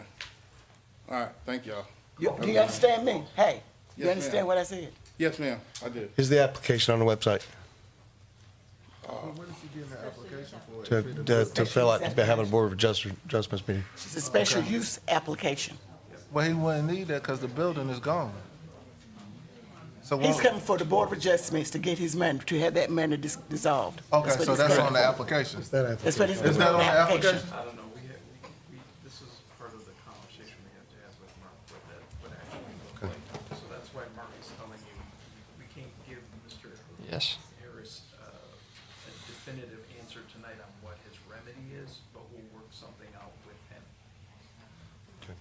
Did Andrew tell you to call him tomorrow? Yes, Please do. all right. Will you do that? Yes, ma'am. Okay. All right. And lay low. I'm trying to. Don't go in with the attitude. I'm trying Talk to. Andrew tomorrow, okay? Would you like to be there with us? Now I have to work. I do too. I do too. Okay? Then I think Mr. we can get Harris, something thank resolved. you. All right, y'all have a Thank good you. night. Thank you. Thank you, You too. Mr. Harris. Next up is Mr. Aaron Guyton of South Walnut Street to discuss zoning violation fines for 322 East Nash Street. Good evening, Mr. Mayor and ladies and gentlemen of the Board of Commissioners. Aaron Guyton. I'm a resident here in town, reside at 109 South Walnut Street. However, I am here for a business matter, an investment of mine that relates to getting old, I can't read anything, 322 East Nash Street. Received a notice from the town on 10/7. Purchased the property on 8/19 of 25. According to the notice, there is fines of $3,600. These fines were occurred by not me and my business partners, but by the previous owner, who, when we purchased the property, did not disclose that there was fines on the property. Obviously, I have purchased and sold properties in this town, rehabilitated them. I actually sent some exhibits, Andrew. I don't know if those are able to be pulled up. And listen, I understand code enforcement and I understand the nature of it. The idea of code enforcement is to get everybody to comply with the UDO and to get properties up to a certain standard where they can be of highest and best use.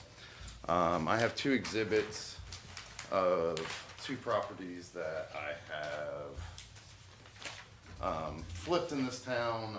My goal, I'm a preservationist. You guys can pass that around. I love historic properties. I love old houses. I like to take them back and make them of highest and best use. This is a property that I flipped, and I just asked that they scroll through the photos real quick to show you the level of quality that me and my partners and investors take these properties that are completely dilapidated and of no longer of good use. Actually, Dickie, this is one next to you, buddy. You know, this property was, almost in tear down status. Completely rehabbed it. The purchase price on this was originally $90,000. So trying to do the right thing and increase the property value of the homes in Spring Hope. Also did another one of these on 311 North Railroad Street. Same type of thing, grabbing the level of properties that are near tore down or at the bottom end of a rental space and taking them and making them a highest and best use. And I don't cheap out. I know these photos are not, I don't know what's up with the technology, but anyway. I will share those with the board. Yeah, and that's fine. I know I'm not going to get, according to Mr. Edwards, I'm not going to get a decision tonight. Correct. I was listening to you, Mr. Edwards. But my thing is this. These fines were not my fines. If they were my fines, I would have addressed them. They were the previous property owner's fines, and that previous property owner did not notify us of it when we purchased the property. We are working very diligently. Demo is going on. We expect structural permits to be ascertained. Let's see where we at on the construction timeline. I would expect them to, all the permits to be ascertained by the middle of February. And this property should go on to the market sometime in early April. So when you look, and I can provide a copy of this, but the code fines are dilapidated structure and repair structure. Totally agree. Vegetation's already been addressed. Lack of certificate of occupancy or building permits being worked towards. Again, none of these fines are mine, nor my business partners. I'm asking the town board for relief, and please know from the other examples that I've done in town, we are going to do this to the highest and best use and take a property that has not been utilized and make it utilized for full use so a good family can come to Spring Hope. That's my goal. I don't even know if it's called a motion, Mr. Edwards, but my request, and I know I'm not getting an answer, is that the town would waive these, Mr. Edwards, if they want to put conditions of certain benchmarks need to be made to accommodate that. I am reasonable to comply, but again, these are not my fines. Any questions from the board? He advised you not to ask them, by the way. Thank you, ladies and gentlemen. I appreciate your time. But I would say that the town, somebody from the town will get back in touch with you. Okay, So that's, fair. so it is not that we're not listening to the questions and won't answer the questions, but before you leave, I mean, are you going to call him back or is Sean going to call him back? For Aaron? Yeah. I can call him, but I mean, I think his request, his specific request is to get those fines abated, so I think you need to be. Okay, so I think the town manager will give me your contact information, and either Nick or I will be back in touch with you. Yeah, I'll save him a step. Yeah, okay, thanks. Yeah, It's my cell phone number, email address. thank you. Yep. I tried to be short. I'm the shortest one so far, guys. Congratulations. Y'all bless. Thank you so much, Mr. Guyton. Thank you. Take care. All right, next to speak is Mr. Melvin Williams to discuss cleanup on property on Gum Avenue. And floor is yours, if you'll please state your name and address. Really, I don't know why I'm here. Really, I don't, because, I talked to Sean, and at the beginning, I talked to the mayor, don't you remember you came by my house? 222 Gum Avenue, Spring Hope, and you said you gonna look at the building, and then what's his name? Andrew. Andrew, I talked to him, both of y'all at the same time. We had a meeting, and he said he was gonna come by and look at it, and then he told me to put the door up. I put the door up, and then I didn't hear nothing else. But then I got a letter saying I owe $4,000. I don't do what y'all told me to do. So what you? Nobody never got in contact with me, but y'all gonna send me a letter for $4,000. Then he told me to close the door up, get all the stuff off the building. I did. I done did that, so I done did what everybody told me to do, so. Thank you. I just don't know why I'm here. It's in my backyard. You got a cement floor in it. I keep my tools in it. My dog lives in there.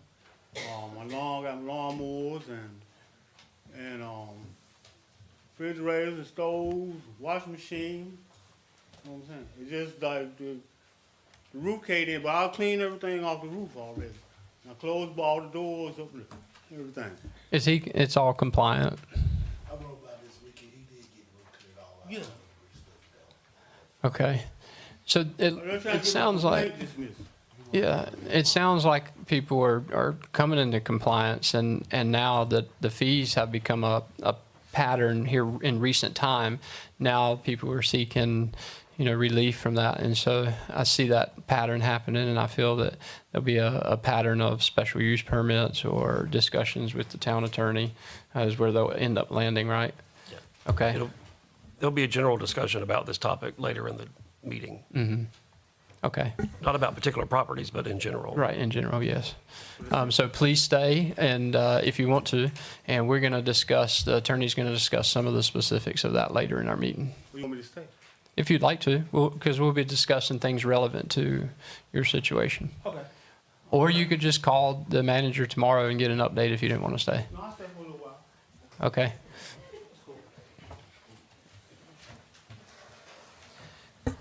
Okay, moving on now. Going to the approval of the minutes. Have all the commissioners had an opportunity to read the minutes from last month's meeting? Yes. We don't have them. Oh, here. Oh, no, it must have got kicked Do you out. have a printed copy, Michelle?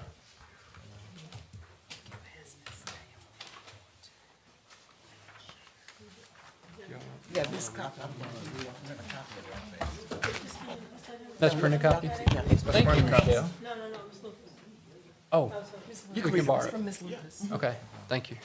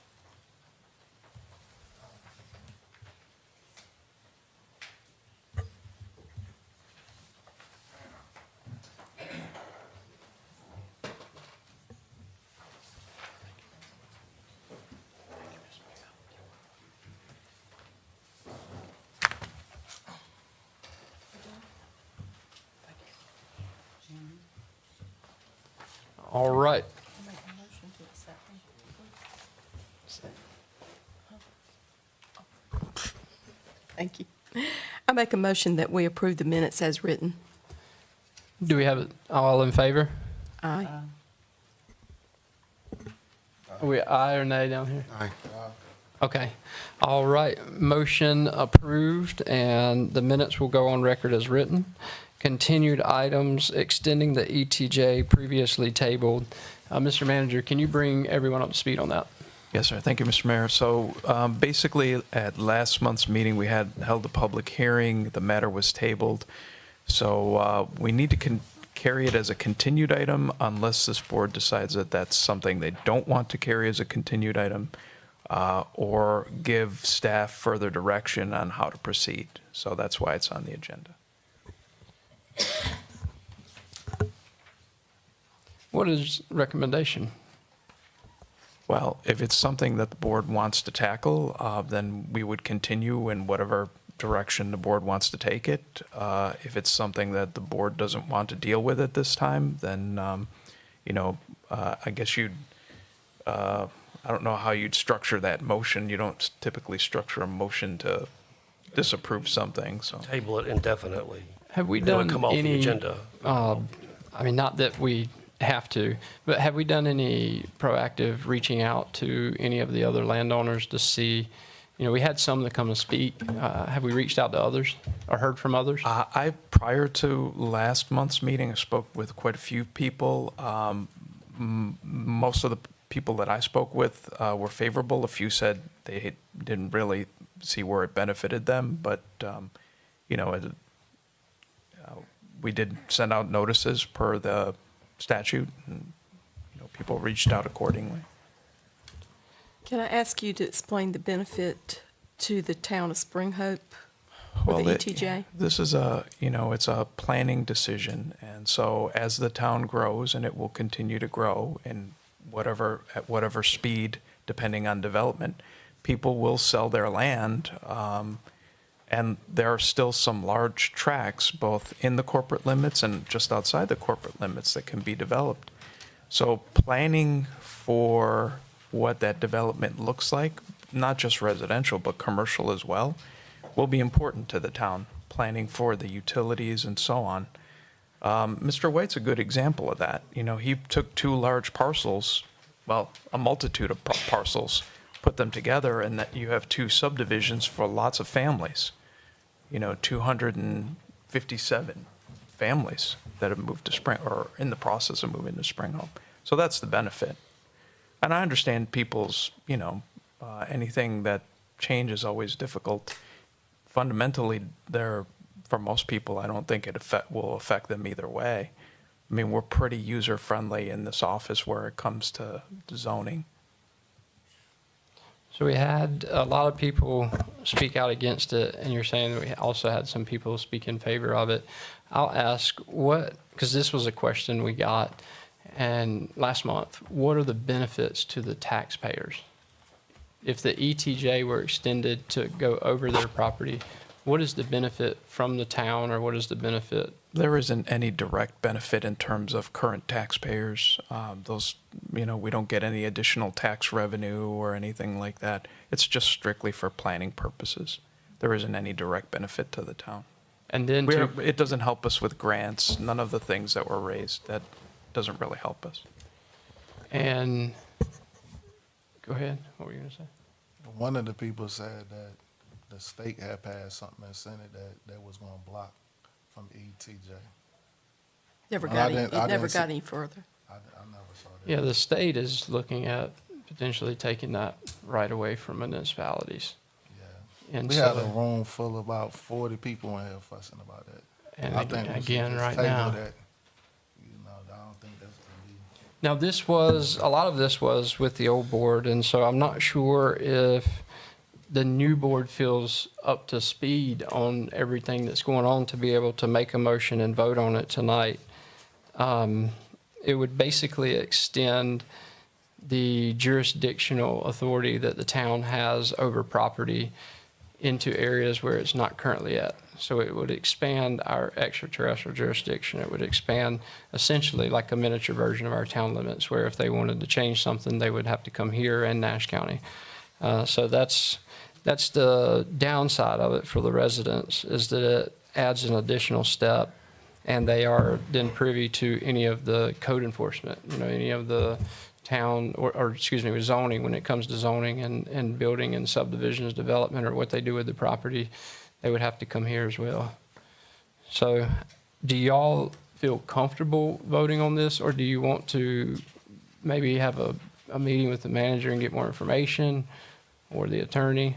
Well, I emailed them, and all of y'all got a CC. We haven't got anything in black and white.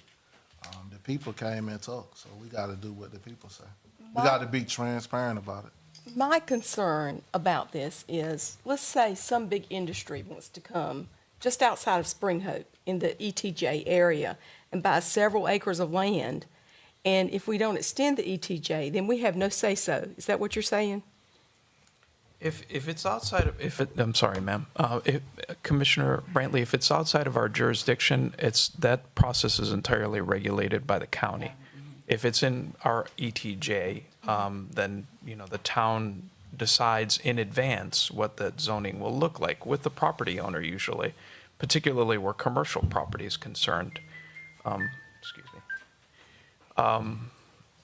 So, yeah, it could mean, see, the most important thing for the town of Spring Hope is planning its utilities for the future, particularly utilities. We're blessed to have our own utilities here.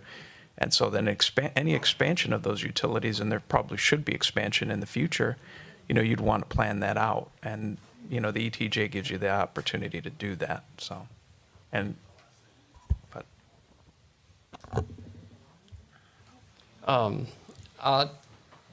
like to make a potential recommendation for the board to consider, given the new commissioners opportunity to learn more about it. And then I think that we should actually hear more from the property owners. So would that be something that we could do administratively, just reach out to some of the property owners and see? I put a comment up, for people to respond to, and put a message out there. And I've had over 25 comments and 25 people reach out in wanting to keep the ETJ closed in as it is right now. And so I haven't gotten anybody favorable of it. And so I feel like, since it's such a big decision and it impacts so many people, I feel like we should talk to more of the major stakeholders before we just take it over.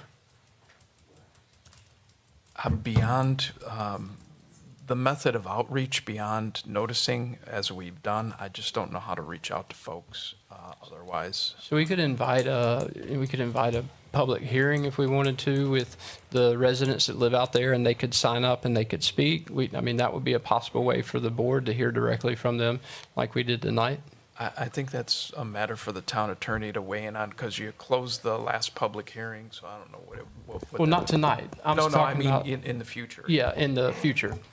There, if they wanted to sign up and speak to us next month, table it this month, give the manager and the new commissioners opportunity to review what's actually happening. And then that same month, this coming month, we give an opportunity for people that are against the ETJ to actually sign up and speak at public forum. Because we're closed now, so we can't do it tonight. So we can get a motion to table this and request that residents in that area sign up to speak in favor or against, and give the commissioners time with the town manager to learn more. So, So what are you saying? We're going through the same thing we went through the last meeting? What if we had more like a public information session for the people affected by it?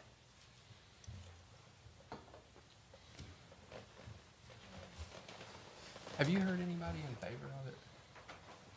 I really don't think they understand what it's all about. Don't what? I don't think they understand what it's about. I really don't. And when people don't understand what it's about, they're influenced by what other people say. Okay. And so therefore, they make bad decisions. That's my point. And I think that's what is going on. They don't understand. Because it is a disadvantage of not doing it. We could just call a town hall meeting, not a. So if that is an option, if the commissioners did want to publicly offer more information about what exactly is happening, then we could call just a simple town hall meeting. We can schedule it and just utilize the space, and it would be an open forum for them to talk. It would be a town hall meeting, not a board of commissioners meeting, not an actual town meeting, just a so-called town hall meeting, if you wanted to do that. Just to make sure.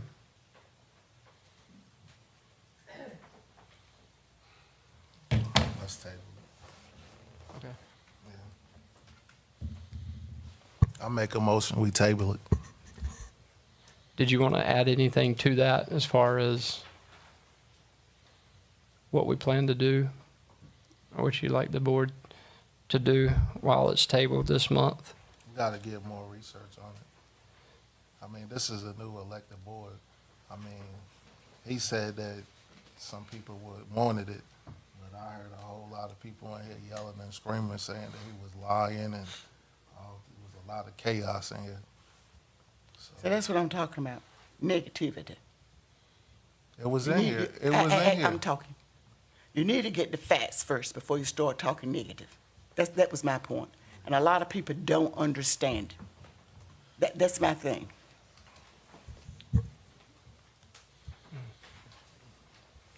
Okay, so we got a motion to table it. Do we have a second? And those things would happen in between, more due diligence, and we could schedule a town hall meeting in a couple of weeks, try to be before. So do we have a second for the motion to table it so we can work on it? We got a motion on the floor to table Table it it till when, next month? next month. Okay, I'll second that. All in favor? Aye. Okay, motion carries. Thank you, commissioners. Moving on to fiscal year '25 financial audit. Mr. Austin Eubanks presenting for Thompson, Price, Scott, and Adams.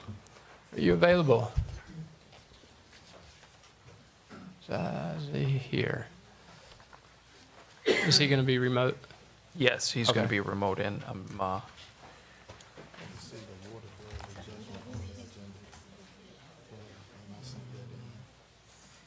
It's not on the table, so we're gonna discuss that in closed session. It would need to go in public. It would need to go in So public. I should add it to the agenda. Did you get a? She got it?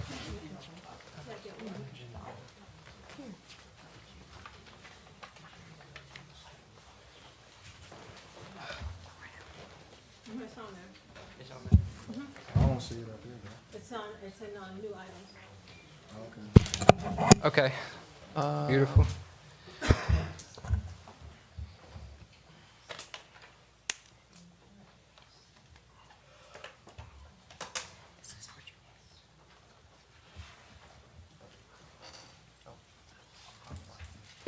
Sam, can you hear us?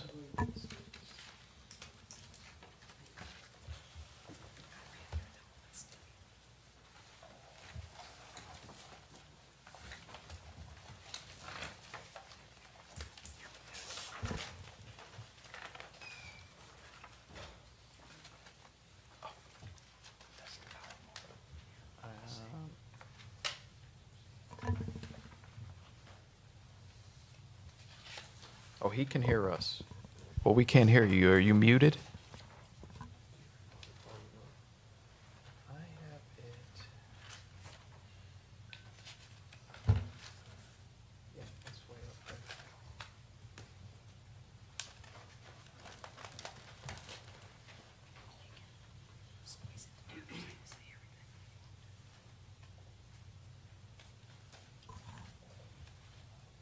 Sam. Oh, he can hear me through this. Yeah, everything's, he's not muted on our end. Mayor, while you're waiting, can I ask a question or should I wait? Wait till then. Thank you. He's sending you messages saying he can hear you. Yes, he can hear. It says my microphone is connected. See the report that I told you in reference to getting a technician on this? This is exactly what I'm talking about. I know.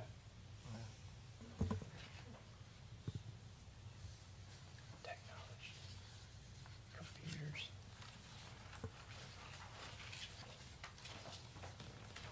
My audio's not. We're gonna have to skip this. This ain't gonna lie, we're gonna have to skip this. It's not working. We'll come back to it. Yeah. Sam, can you call in? Is that possible? The call-in number? Yeah. Sam, can you call? Okay. He's gonna call.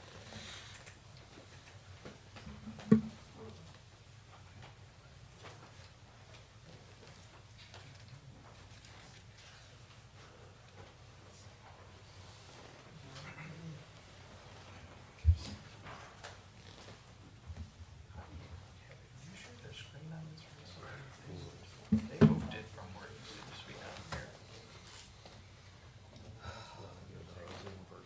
You know Zoom?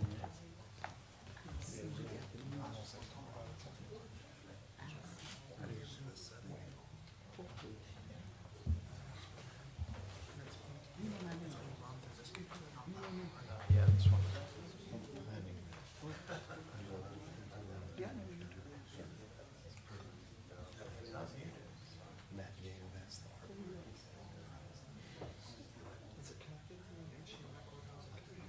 It's Wi-Fi.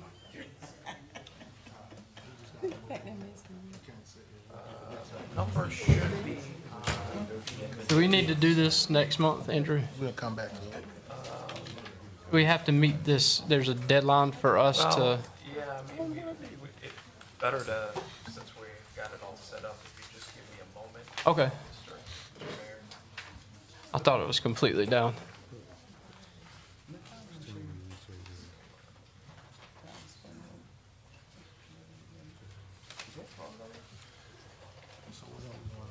Yeah, there's a number, Sam, on the invite.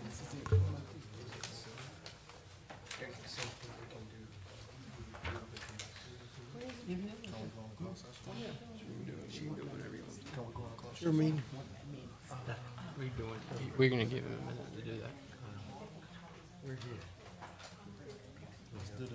Yep. Yeah, we're on number one. I had our channel up. That's why I was asking. Thank you.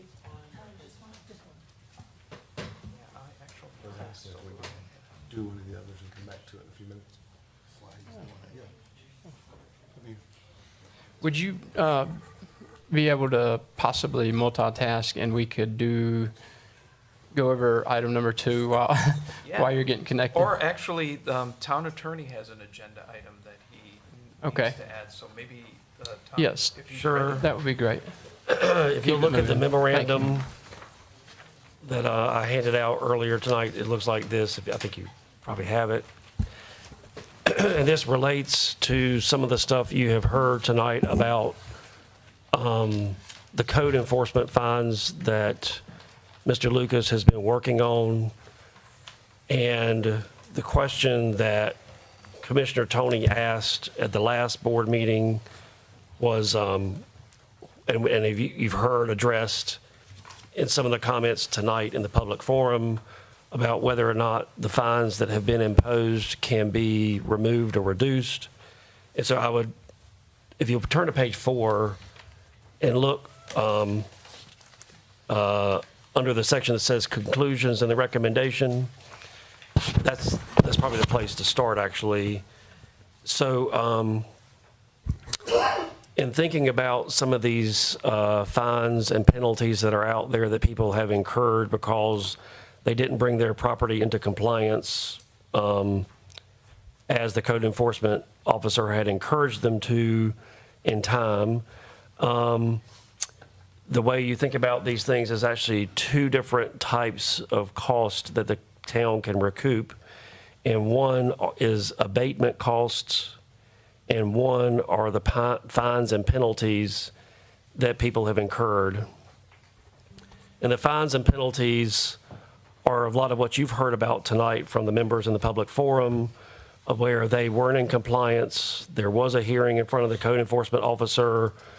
The code enforcement officer at that hearing found that they had not met, they had not abated the problem. And so there's a fine for them not bringing their property into compliance, and that's a fine. The other cost is abatement cost, and abatement costs are if the town sends somebody out there to cut grass, if the town sends somebody out there to actually clean up the property, if the town pays the town attorney to take legal action, those are abatement costs. So there's, in talking about this, there's 2, and they're handled 2 different ways. So abatement costs are an immediate lien on the property and can be enforced as a lien on the property. The fines, on the other hand, are a debt that these folks owe to the town, but it's not a lien on the property, it's just a debt. And to enforce that debt, the town would have to sue them and go through the regular court process to have a court order to get the fine ordered from a judge and then collected by them. And when it comes to those fines or penalties, not the abatement costs, but the fines or penalties, any money collected, we think would go to the school system, is the way the Constitution in North Carolina is written. Go where? To the school system. So, but the town would, first, the town's expenses would be paid, the attorney fees mainly, the legal costs, and then beyond that, any money recouped would go to the school system. So if someone paid fines, that goes to the school system, not to the town? Correct. What's the point? And on the other point, the other side of things, if there are abatement costs, the abatement cost would come back to the town. So given that, the financial incentive for the town is to pursue any abatement costs. There's no financial incentive to the town to pursue these fines. So, but. Thank you for. But circling back doing this. around, but the town cannot forgive the fines. The fines are there, and according to our reading of the Constitution, that once the fine is imposed, it's imposed, and you can't forgive the fine. So if anybody wants to come to the podium and ask to please forgive their fine, you're not allowed to do that. But the question is, you don't have to pursue them in court either. Our recommendation, and then if you look at those 10 cases that we have with fines that are on after my memo, after page 4, you'll see that there's 10 properties in Spring Hope that have been fined, and we've heard about some of them tonight. And 6 of those properties, the property owner has brought the property into compliance. So there is a fine for the past non-compliance, but there's no more fines being imposed for future non-compliance because they have complied. And I was double check, that's correct, Sean, right? I'm saying it correctly, right? Yes, sir. For six of them. Yes, sir. And for 4 of the properties, the landowner is still not in compliance. So they're racking up fines and they're not complying. So my recommendation is the town take no action to pursue the cases where the 6 landowners have complied. You can't erase the debt, but my recommendation is you don't pursue the debt. But on the 4 properties where fines are continuing to accrue and the landowner is not complying, that then what I would ask is that you take a vote to approve, to authorize myself and the code enforcement officer to meet and decide how to address those 4 properties with you as to whether or not the town should take legal action to abate the property. And you probably would need to address these one by one because the town does not have money in the budget to abate all 4 properties. And of course, when I say abate, what that means is going through the legal process of going to court, getting a court order, telling the property owner through a court order to fix their property in the same way that Sean has been telling them over and over and over and over again. You kind of would hope that a court order telling them to do it would work, but you also, these people haven't complied, so everybody in this room is logical, but those people who aren't complying, I don't know that a court order is going to make them. So the town should be prepared to go and fix the problem itself. That is going to cost money, and the town is going, if the town decides to do this, so the town doesn't have the money to do all 4 of those properties. So my recommendation is that you authorize Sean and myself to come back and to recommend which property we recommend that the town board approve pursuing abatement action against that property. And when we bring that back, the town board is free to agree with our recommendation and start the process of trying to abate that problem, or the town board can ignore my recommendation and not start that process. But just to summarize one more time, abatement costs are one thing, fines are another. You can't cancel out, you can't take a vote to cancel anybody's fine. However, you can decide not to pursue the fine. And so that's my summary, and I guess I should have said at the beginning, I appreciate Nick working on a lot of this. This is a lot of his work, and I'm just taking credit by standing at the microphone going on about it. So I appreciate Nick doing that. And if you want more time, of course, feel free to ask questions and we can discuss tonight. If you're not ready to make a final decision on this, we can make a decision on this next month. You don't have to make a decision tonight. That's what I would like, is a decision Yes. next month, because I like Yes. to go out and look at this personally Mm-hmm. and see what each of these properties look like. And I haven't looked at any of these. I don't want to get too much into the facts, and I don't want to bring it up. And then Sean's going to have his own report later in the meeting tonight, which may kind of address some of these particular properties. But I do note that one of the properties that was talked about at the podium tonight is listed on here as one of those 4 properties that are not in compliance. But the comments from the podium sounded like they were going to be in compliance. If that information is correct, then you're going from 4 to 3. So, yeah.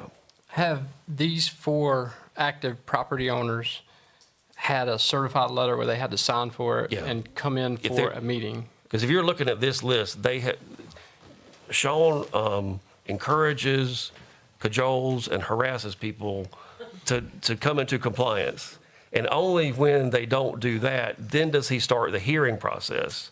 And once he starts the hearing process, there's a process, and then they get the fine after they've had a formal hearing with Sean and they've had an opportunity to appeal his decision to this board. So you have the but certified letters that they signed for, you have those receipts? He has a file. You have the certified letter receipts? We'll have to get it filed and get it all out. Yes. Okay, you can print them for all of these properties? I can go through my files I got, and I can get everything out. When I can do all that you tell me. I don't attend every hearing. I And haven't. then also the efforts made, if they're still accruing fines, What communications, phone calls, text, emails, what communications have those people had with you? Are you gonna review that? We just sent out the weekly, monthly invoice. The only one that we have not been able to get in contact with is the new owner, 322. They came here tonight. That's who came here tonight. That's the only one we didn't know that was a new owner until we found out it's just been sold. What's that? He just found out it was 15 years old. No, it's just been sold. It's new. We knew this demolition was going on, that the property had been changed hands to the, new LLC, but we didn't know the new owner. We were just sending those letters. Oh, so now you have, Right, information. and that's what, I guess that's exactly what he was addressing. Right. And then, yeah, we'll hear about some of this in the code enforcement report. I like that idea, Commissioner Brantley. Go look at them. If you don't want to make a decision, there's no need to make a motion. We just won't take any action tonight. Yep. We just won't tackle it. He But- reviewed it. I don't know if everybody's had a chance yet. But, and I guess I will address the comments about buying a piece of property. Well, no matter how sympathetic this board may be, it can't get rid of a fine. So that's one thing to take away from my report tonight. But I'd also would say, as a real estate attorney that does closings, it's the buyer's responsibility to check to see if there are any taxes or costs associated with the property. And even if a seller misrepresents or fails to tell the buyer, it's the buyer's responsibility, usually through the buyer's attorney, to check. And I would, because you can't cancel the fine anyway, but you couldn't have a scenario where people would come along, buy property, and then come to the town and say, well, this is the previous owner's problem.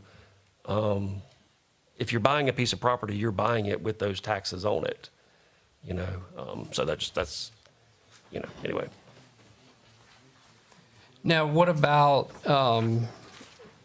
just because we heard from them, what is the actual ordinance or statute or policy about when a property changes hands? I know that you said that is the buyer's responsibility or their attorney's responsibility to figure that out. But is there anything in particular that says, hey, when it changes hands, the fines quit accruing, or when it changes hands, the fine, so I know you said don't pursue it, but in that gentleman's case, he said that he's going to sell the property. So Well, the fines will continue, and I'm not talking about that particular property. But the answer is the fines will continue to accrue until somebody fixes the problem. So if the buyer buys it when it's not in compliance with the code, if they fix it in one day, then after one day, the fines stop. If it takes them 6 months to fix the problem after they bought the property, the fines will continue for 6 months until they fix the property. And the people on this board and the town attorney and the town manager don't think that these fees are a little egregious? I mean, we know the demographics of the town of Spring Hope, and it's... Senior citizen. Well, I think what's happened is, on these 10 properties, what's happened has happened. If you want to address it going forward, it's in the ordinance that if you don't come into compliance and you're out of compliance, you will be fined, and you're fined $100 a day. So that's in the ordinance. That's what Sean, with my backing, enforces. And so that's a policy question going forward. About what you want to have in your ordinances. But I will, it's really your decision. I will just remind you that Sean does, if they are on this list, they have been running away for Sean for a very long time before they even get on the radar. Before they even have a hearing. So it's not as though you have one thing wrong with your property and the next day you have a fine. These people have not come into compliance for many, many, many months, maybe years. But going forward, if you think these fines are too much, that's something this board can address. What are the fines in Nashville? Much bigger population, much different demographics. Right, because we, Nashville average range is from $100 to $500. Discretion of the zone administrator, myself, my discretion of the violation. You saying per day? Yes, sir. Per day, per violation. We have, some people with violations that are way heavier than this as far as what they'll take. And so we'll get to see all of those certified letters. We'll get to see any email communications that you've had with them, and we'll get to be able to actually visualize a pattern of them running from you, and that's why they're on You that don't want to list. take action yet. So there will be a pattern that you're going to display of them running from you. Correct. Okay. I mean, you can Okay. look at, but you can look, just Are you ready? to reiterate, you can look at all those files, but you can't get rid of the fine. There's also Tom White is here in case the board wanted to discuss with him, but I'd like to get the audit out of the way. Let's get that. Is he going to be here? Prepared? Mr. White? He in the bathroom. Okay. He's ready. Let's get that done. Let's get the audit done. Sam, are you there? Can you hear me? Yes, sir, I can hear you. Here, I'm gonna put you next to the mic so the board can hear you. Okay. Let me know when you're ready. We're ready to go. Go ahead. Okay. Good evening. My name is Sam Potts with Thompson Price Scott Adams, and I'll be presenting the Town of Spring Hope's audit for the year ended June 30th, 2025. To start off, we need to go over some required communications, starting with responsibilities under generally accepted auditing standards, government auditing standards, OMB uniform guidance, and the State Single Audit Implementation Act. We designed the audit to provide reasonable assurance that the financial statements are free of material error and in compliance with government regulations.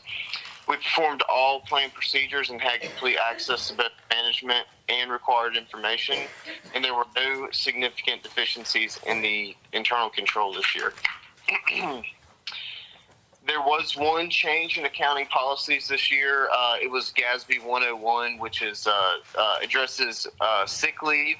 This year, GASB wanted all government audits to have a liability that represents sick leave. So it's similar to the vacation liability, but now there's a separate one for sick leave. Methods used and evidence considered appear to have led to reasonable amounts being included in the financial statements. The financial statement disclosures are neutral, consistent, and clear, and there were no significant audit adjustments or unrecorded differences. There were no disagreements with management. Management was provided a management representation letter. We did not consult with any other outside accountants, and there were no prior retention issues. There were no major difficulties encountered while performing the audit, nor were there any irregularities or illegal acts or any other findings or issues. Getting into the number side of the presentation, the town's general fund had total revenues of $2,058,705, whereas total expenditures was $1,709,739. This resulted in a positive net change in fund balance of $348,966. And the local government commission requires the unassigned fund balance to be at least 34% of general fund expenditures. So the smallest the unassigned fund balance could be for the town is $581,311. However, the actual unassigned fund balance for the town was $1,923,454. So that brought the fund balance available as a percentage of general fund expenditures to 128.5%, which is well above the 34% that's required. Tax collection rate this year was 98.01%, which is really good. And then looking at the general fund's operating summary, the numbers are much improved this year compared to prior years. For comparison, this year's change in fund balance was, again, roughly $350,000, and last year's change in fund balance was $116,000. The past 4 years have shown a positive net change in fund balance, which is great. It's heading in the right direction, and this year had its largest change in fund balance. The top four revenues for the general fund, 50% of the general fund revenues is ad valorem taxes, property taxes, at just over $1 million. The second largest revenue is the unrestricted intergovernmental revenues, which is your local option sales tax and utility franchise tax and other taxes. The third largest revenue was sales and services, which was mainly your garbage collection fees. And then the other 10% of miscellaneous and other revenues, it's going to be restricted revenues, interest revenue, permit fees, PAL bill revenue, things of that nature. The top expenditures for the general fund, the largest one being coming from the public safety department, that was mainly salaries and benefits at $787,786. The second largest general fund expenditure was general government, admin and governing body. That was again mainly salaries and benefits. And then the third largest expenditure was environmental protection at $134,725. That was the cost for trash pickup. And then transportation was 7% of the total expenditures. And then the other expenditures, that's things such as debt payments, and then also expenditures within things like economic development department and library expenses and things like that. Looking at the general fund's analysis of fund balance, the total fund balance increased this year to $2,497,092. Of that amount, $1,923,454 is unrestricted, so that it can be used at the board's discretion. And then the restricted portion of that at $573,638, that amount is restricted. It was restricted for money set aside for certain departments that the town has, unspent PAL bill money, and then state stabilization as well. And then, again, back to fund balance as a percentage of general fund expenditures. It was a slight decrease, about 4% compared to last year. But again, it's well above the 34% that's required by the LGC. What is Looking required? Town Depot Project Fund, it didn't have any revenues this year, but it did have expenditures of $8,018. That brought the fund balance from $3,855 down to a negative $4,163. So it is a negative fund balance, but right now there's not a lot of money going through that fund, so it's very, very marginal. The new fund for the town of Spring Hope was the Depot Platform Project Fund. That had a total revenues of $57,440 and total expenditures of $34,386. So that brought the fund balance from zero up to $23,054 this year. And then looking at the Spring Hope's Water and Sewer Fund, operating revenues this year was $1,169,834, and then operating expenditures was $1,042,877. And of those operating expenditures, depreciation is included in that. This year's depreciation was $157,550, which is a non-cash expense. This led to an operating income of $126,957. There was also an additional $149,000 of non-operating revenues.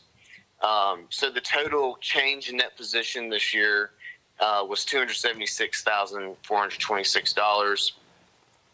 You'll see that there was a net position restatement that brought the beginning net position down by $43,920. That was the amount to establish the sick leave liability that GASB 101 required us to do this year. So that's what that was, just to establish the liability. And then that brought your total ending net position to $3,985,373. So quite a bit of an increase from last year. Town of Spring Hope's cash. The restricted portion of the general fund cash, that's $451,813. Again, that's money that's going to be set aside for certain departments within the town, as well as future debt payments and unspent PAL bill money, which is the money received for paving streets and things of that nature. And then general fund's unrestricted cash was $1,952,595. Depot Project Fund didn't have any cash. Depot Platform Project Fund has $23,000 worth of cash. And then the water and sewer, the restricted portion of cash in the water and sewer fund is $78,407. That's the outstanding customer deposits. And then the water and sewer fund also has an unrestricted cash balance of $967,399. So before I conclude, I'd like to say thank you to Andrew and Michelle and the town's entire staff. I've worked firsthand on this audit for 4 years now, and it's been a very clean audit every year, and every year improves upon the previous year. And I'm pleased to say that this year's audit didn't have a single finding, which is just testament to how hard this town staff works. And I'm confident that this will be the standard for future years of not having any findings, because they keep trending in the right direction. So thank you for the opportunity to work with you. Are there any questions? Quick question, in just as few words as possible, and thank you so much for your time tonight. Finding 2024-01 and also -02, they both said corrected. That's fantastic. Did you go over in your presentation what those two findings were? I did not, but I know what they are off the top of my head. The first one was a prior period adjustment for other post-employment benefits. So it turns out the town was giving out what we call OPEB, or other post-employment benefits, and they needed to get a report from a company called Kavanaugh McDonald. Anyway, so we had to establish that liability, so that ended up being a finding. And then the second finding last year was not enough coverage for the finance officer bond. So the amount of coverage that you need is dependent upon the annually budgeted funds every year. So it's important that every July, when you are adopting a new budget each fiscal year, that it's a minimum of $50,000 to a max of $1 million. And then y'all, I can't remember exactly what y'all are bonded for, but the other threshold is 10% of those annually budgeted funds. We're bonded for $1 million now, Sam. Perfect. Yeah, So, yeah, well, that's what I mean by we. So Michelle is bonded for $1 million. Perfect. Yep. So, and unless general statutes changes, you won't ever have to increase that amount if you don't want to. That's it. Any other questions from the board? Thank you again so much for your time. Thank you. Sorry for the technical difficulties. Yeah, we apologize, Sam. Thank you, and Austin, for your hard work. We appreciate it, and look forward to working with you in the future, too. Yes, sounds great. Thank you, guys. Good night. Okay, moving right along, next item on the agenda, new items, number 2, Downtown Development Board Resolution. Mr. Manager, can you please give us a review of that? Sure. So, thank you, Mr. Mayor. So there was, previous to my tenure, sometimes actions would be taken that were memorialized maybe in minutes, but not in resolutions or ordinances. But they still have the force of law. Correct me if I'm wrong, Attorney Edwards, but it's just neater to have those things be done by resolution or by ordinance.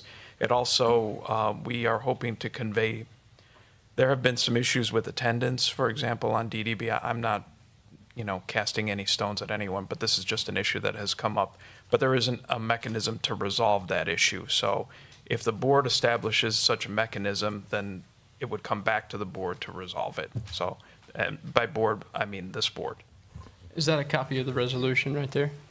Here, I'm gonna pass this to Steve. y'all see any problems with it when you reviewed it? Should it be a resolution? Yeah, this is, because they can, I mean, if something comes up later and they want to change it, they can change it. Of course. So it's good to have a baseline. Mr. Attorney, Yes. can I please see that copy? Oh, yeah. Oh, sorry. Thank you, sir.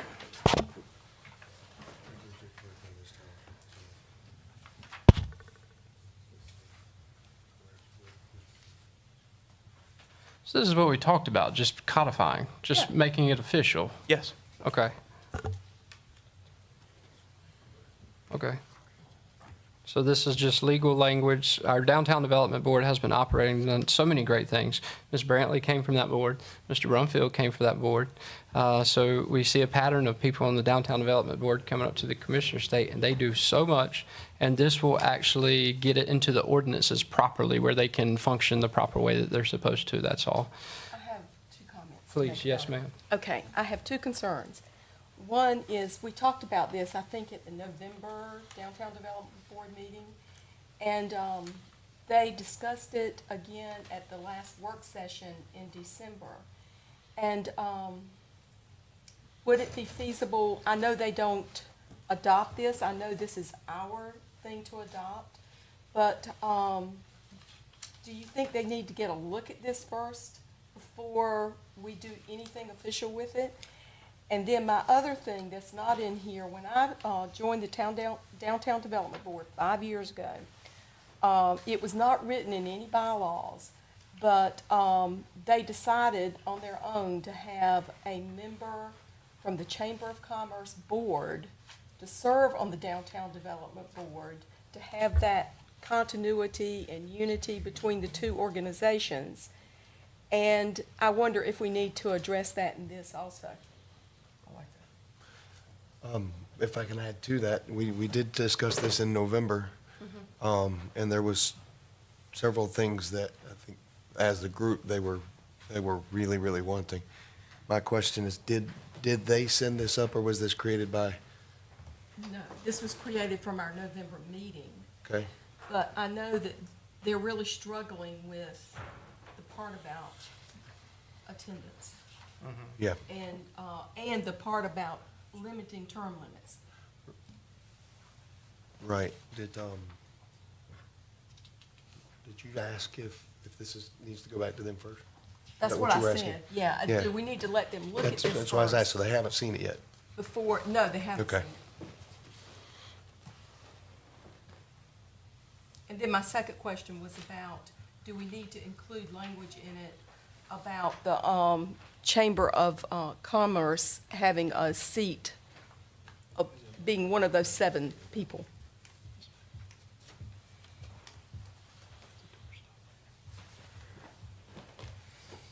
That's all I have. That would make sense. It would make sense to go back to the DDB. I agree with you. I think it should go back to the DDB. Just to take a look at it and. So do we need to make that in a motion? When they get back.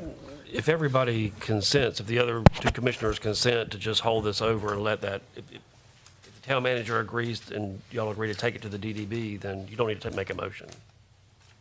Okay. And part of it, since we're kind of waiting for the mayor, the part of it is too, because when you do make the motion to table and it's tabled, you kind of set up certain procedural things, so like the ETJ thing,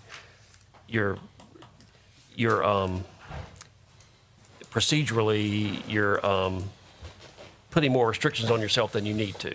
So we just I take. mean, if it takes until March for the Downtown Development Board to look at it and come back here, we don't need to add this to the February agenda.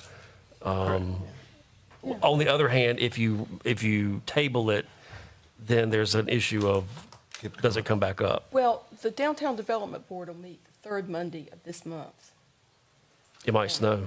And so I think it would be ready for the February meeting. Yeah, you could make a motion to table if you wish. I just think when you make the motion to table, you're kind of being a little bit too formal, if that makes Okay. sense. All right. I mean, you know. So we take no action and let them Review it. let them review it. Okay. Okay. That makes perfect sense. So that'll just go down to the Downtown Development Board for their final review this 3rd Monday of this month. And then that'll make them ready for the February meeting. Same page on that? Everybody agrees with it. You see it. I think there's probably a consensus. Yeah, that's right. I'm making the comments and she's making the comments, assuming the other board members are okay with it, yeah. I mean, are Are you okay with that, it? Commissioner Lucas? Oh, sure. Okay. Sounds good. Okay, so take no action on item number 2. Next up, item number 3, paving program price proposals. Mr. Manager, can you please go over that? So, thank you, Mr. Mayor. Those are 2 price proposals we solicited for professional services to do the engineering, preliminary engineering and design for a paving project this spring. And, one came from Wooten Company, the other from Appian, both very capable engineers. Just wanted you all to see that. We also have in Wooten's proposal, cost estimates, rough cost estimates for what the project costs, and their cost estimates are based in real world numbers, recent numbers, so get an idea for what that would cost. Walnut Court, are we paving the area that was messed up by the heavy equipment messing up the asphalt? It's all of that part of North Walnut Street. Coming in that section where there's no houses? Why are we paying for that? Well, it's been subject to being torn up pretty well. It has. We didn't tear it up. The people living on Walnut Court didn't tear it up. The heavy equipment tore it up. That whole road needs to be torn up. I don't know that you can single out So this just is the whole heavy- road. This is our part too, and that first part. It's- So it goes all the way to the cul-de-sac. Is Charrington on there? Yeah, Charrington's on there. It Yeah. is. Okay, so it's all of Walnut Court. I get that. Okay. So we're just gonna absorb that section. And then what action are you looking tonight that you need to take back to these engineers? Are you more comfortable with one engineering firm or the other? The price proposals are pretty similar.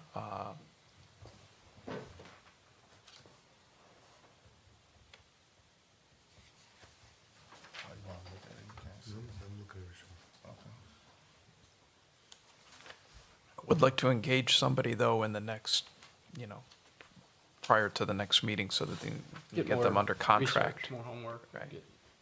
Just like the other, the ETJ. So that we items. can do it in the spring when the asphalt plants are fully open.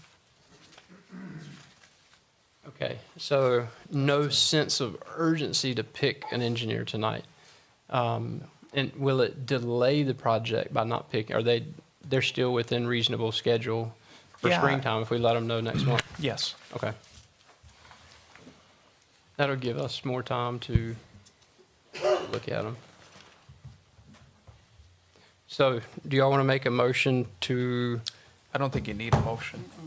Just take no Same. action again? Since they Okay. didn't get their, minutes, their agenda tonight, we can wait. I think we should wait. till next Thank meeting. you. Thank you. Let them look over it. Thank you. Okay, so moving on to consideration of extending water bill grace period. That would be Madam Clerk or Mr. Manager like to take that? I understand, although I did not have conversations with Commissioner Tony about this, that he was interested in extending the grace period. Water bills are due and payable upon receipt. We give people till the 20th of the month. As you just heard in our audit report, our collections have improved vastly from when I first got here 4 years ago, and so have the town's revenues. The issue becomes if you extend the grace period too long, that people get in arrears and cannot get caught up. Their bills get to be too large and unmanageable. So we give people to the 20th, fines are assessed on the 21st, and then disconnections can take place anywhere from the 26th. I think for December it was the 29th. So, we give people, and in the research you'll see that we are very generous relative to all the other communities around us. We're actually very among the more liberal in terms of with the time. to So give the people- timeline, just so I can formally understand it, timeline, again, how many days after the water bill goes out before they, So we mail them out on the 1st. They're due on the 20th. If for some reason people don't receive them by the end of that first week, they're free to call the office and we will let them know what that amount is. We'd be happy to do that. We have in Cheyenne an excellent person for customer service. We're hoping if we can swing the new financial software in the spring to go to electronic billing, which will also facilitate a smoother process. But right now, and then so the 20th, bills are due by the 20th. As of the 21st, your people would be late. Late fees are assessed. And then disconnections usually take place around the 26th. And what's our reconnected?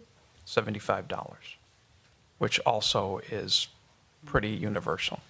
Okay, and then, I see on these, we have, examples for the penalty. Do we add a penalty to that? Yes. And it is what? A late fee? Is it 5%? And some of these other towns are doing 20%? Mm-hmm. Okay.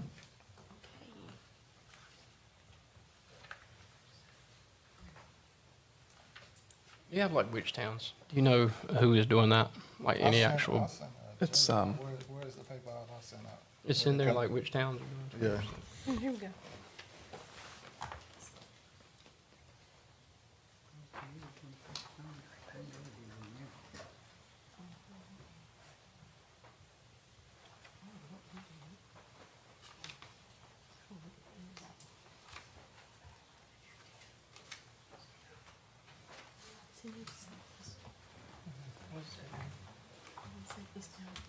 That's not, let me see that. Did you see the paper that I emailed them?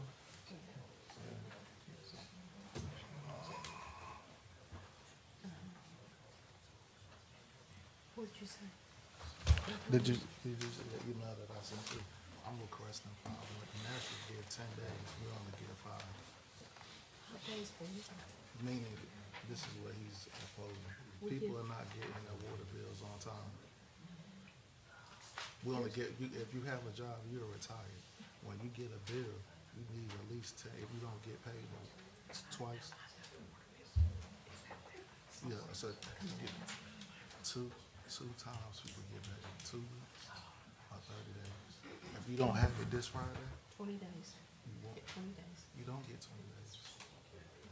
Cause the mail has not been getting the people on time, so you don't get 20 days. He changed it.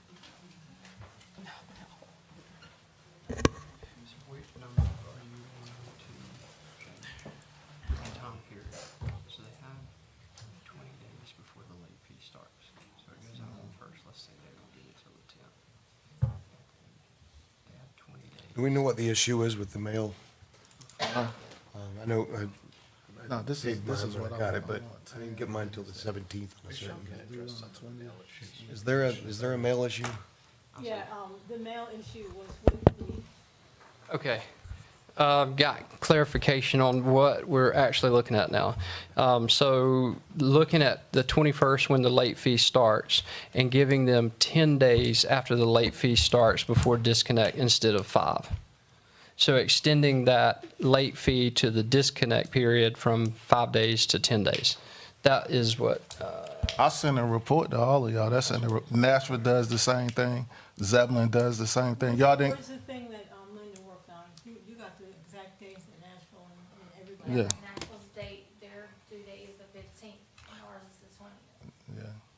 So, They get their bills on time. We don't. I'm a witness of it. Yeah, I mean, 5 more days. But if you, on the website also says, that they have issues with the post office and if you need to call. they give 10 days grace period. I talked to them on the phone. I talked to them on the phone. Yeah, so.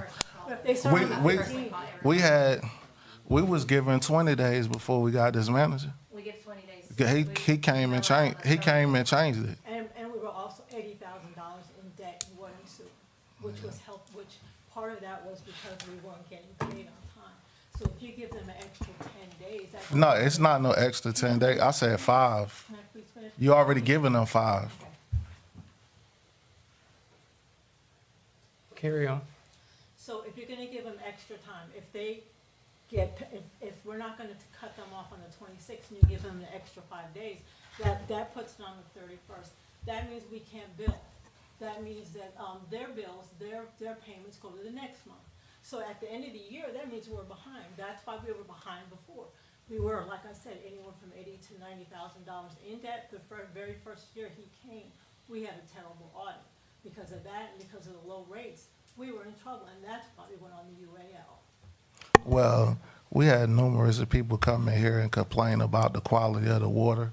But that isn't- And I mean, well, we can't bring the water bill down, so we want to start the year off right, and we want to do something for the Okay, taxpayers. so that, if you wanna start the year off right, then that. So would we're be gonna in give them, July. I'm gonna make a motion that we would be give in them an July. additional 5 days. That would be in July, that wouldn't be now, we're still in 25, 26. Nah. That would be July.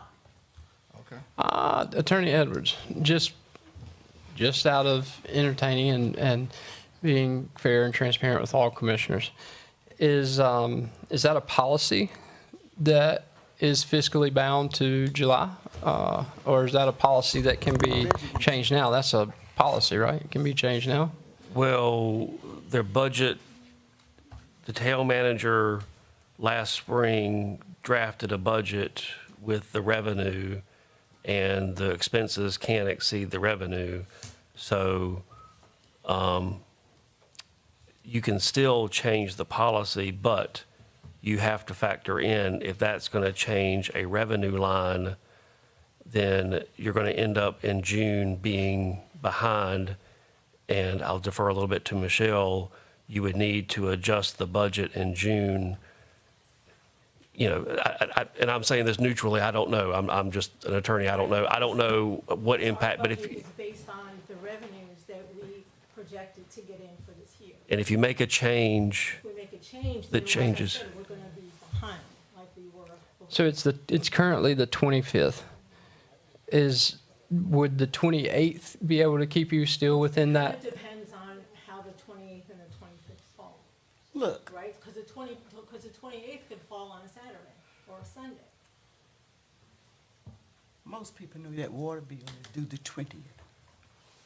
I mean, please. We mail that out the 30th or the 31st, so they get You the know 20 it. days right on unemployment. People get paid every 2 weeks or 30 days. So if you come in here on the 20th and you don't have it on the 20th, it's gonna be 2 weeks before you get paid. It's called budgeting, Then you Danny. call, Yeah. then you come. These and you people ask aren't- us, and we help you. We How? help so many people, and you don't, I mean, it's fine if you don't know about it, but we do what we can. We don't, I mean, like this last time, how many people we cut off? 12 compared to 30? No, we help people every month, you can't say we don't. And then they getting this recording now. I get it twice a month. Just for your water bill is due. So you don't wanna help the people? You Now, just don't want go them to, there. I'm just asking you, I'm asking a question. You don't I want to want help to them? help people when it's needed. It is needed. This is not needed. You know your water bill is due the 20th, you pay your water bill due the 20th. You got responsibilities. I'm helping you do your responsibilities. Pay your water bill when it's due. Phone calls just started happening. Ain't been happening. So what? Phone calls just started happening. Well, that's a good thing Is then. that?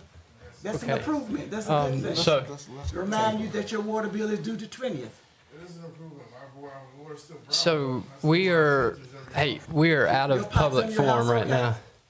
Are your pipes under your house? Yeah. We're out of public forum, so we'll just move on talking amongst ourselves at our board meeting. So, you started to make a motion? I don't know if you made one. And wanna then go out of it? Wanna go out of hearing this? from the clerk, the issue on extending it is being able to start that second billing cycle and trying to keep people from having two bills on one bill. Is that right? So preventing last month from rolling over to next month is the goal. That's how we got in trouble before, because we allowed so much time, and people could not catch up. So this keeps them from getting too far behind to catch up. 5 days. So if you extend it past the next mailing, you're gonna have two of them at the same time, and that creates conflict here. That's right. Creates issues here as far as collections. What's the furthest you could go if the board decided to give 2-3 more days? What's the furthest you could go? Like I said, it's gonna depend on the date, on when the date falls, but, I mean, we need at least 2 days to do the billing. But then, like, it takes almost a half a day to do cutoffs, depending on how people pay. So, I mean, the 26th is really, maybe the 27th, but that would really be it. Okay. So that we can Do we do have the everything else. 27th? Yeah, let's take the 27th. Okay, so we can make a motion for that. And see, y'all sitting right over there making a decision about that. But he making was the gonna make a decision? motion. We're just talking, he's just talking to you.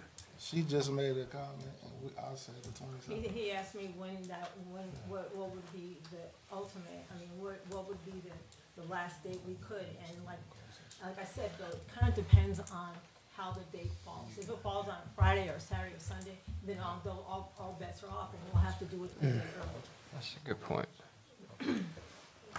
I think I'd say like it is. Calculator, calendar.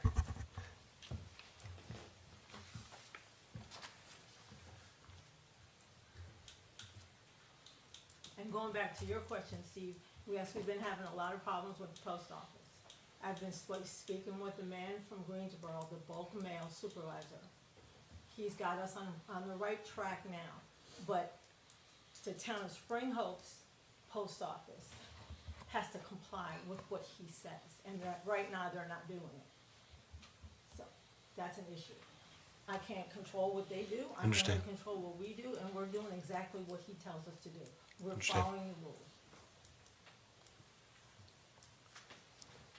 So right now it's the 25th. If there was a compromise, Right now, it's the 26th. 26. That's what I'm saying, I really can't do a whole lot, because. If you come and pay your bill on the 25th, excuse me, after 12 o'clock, you charge a late fee. Mr. Sessom came in and paid We charge a late fee on the 21st. Late fees on the 21st, no grace period.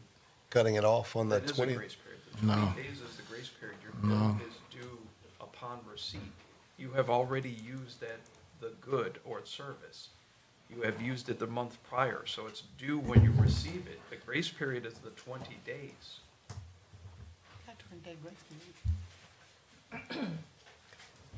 think the only month that 27 would affect is February. Everything else is, That's what I'm saying, it just. it falls within like the time to do it. I don't really think a day is gonna make any difference. That's just one day. We're talking about the disconnect, right? Going from the Yeah. 26th to the 27th. It's just a day. Doesn't really make sense. Give I say them one. leave it alone. I do too. Well, let's make does anybody want to make a motion? I make a motion, we leave the water bill, payment system as is. Second. All in favor? Aye. Any nays? Okay, motion carries. Thank you. I want to make a motion that we go into closed session for personal matters. Do we have a second? Second. All in favor? Aye. Do we have any ayes over here? We said aye. Aye. Okay. Okay, motion carries. We're going into closed session. And at closed session, we have to ask everybody to vacate the property. Well, do you want to finish this? Thank you all for being here. Yes. Yes. Okay, can we not finish this agenda? Good to see y'all. It already did. The only thing left is regional staff. How you doing? That's the only thing left. It's without the staff. Huh? It's without the staff. That's what you said? Yeah. To talk, just to talk to them. Yeah. And then we go back in the I know you have. What, the Comcast? Right now it is, yeah. Might be Comcast. Really? I will, I love it, Ray. I'll try to. They were. I love it, Ray. What day was that? It's just crazy that they can take them over there on the 31st, and I didn't get mine last week until the 17th.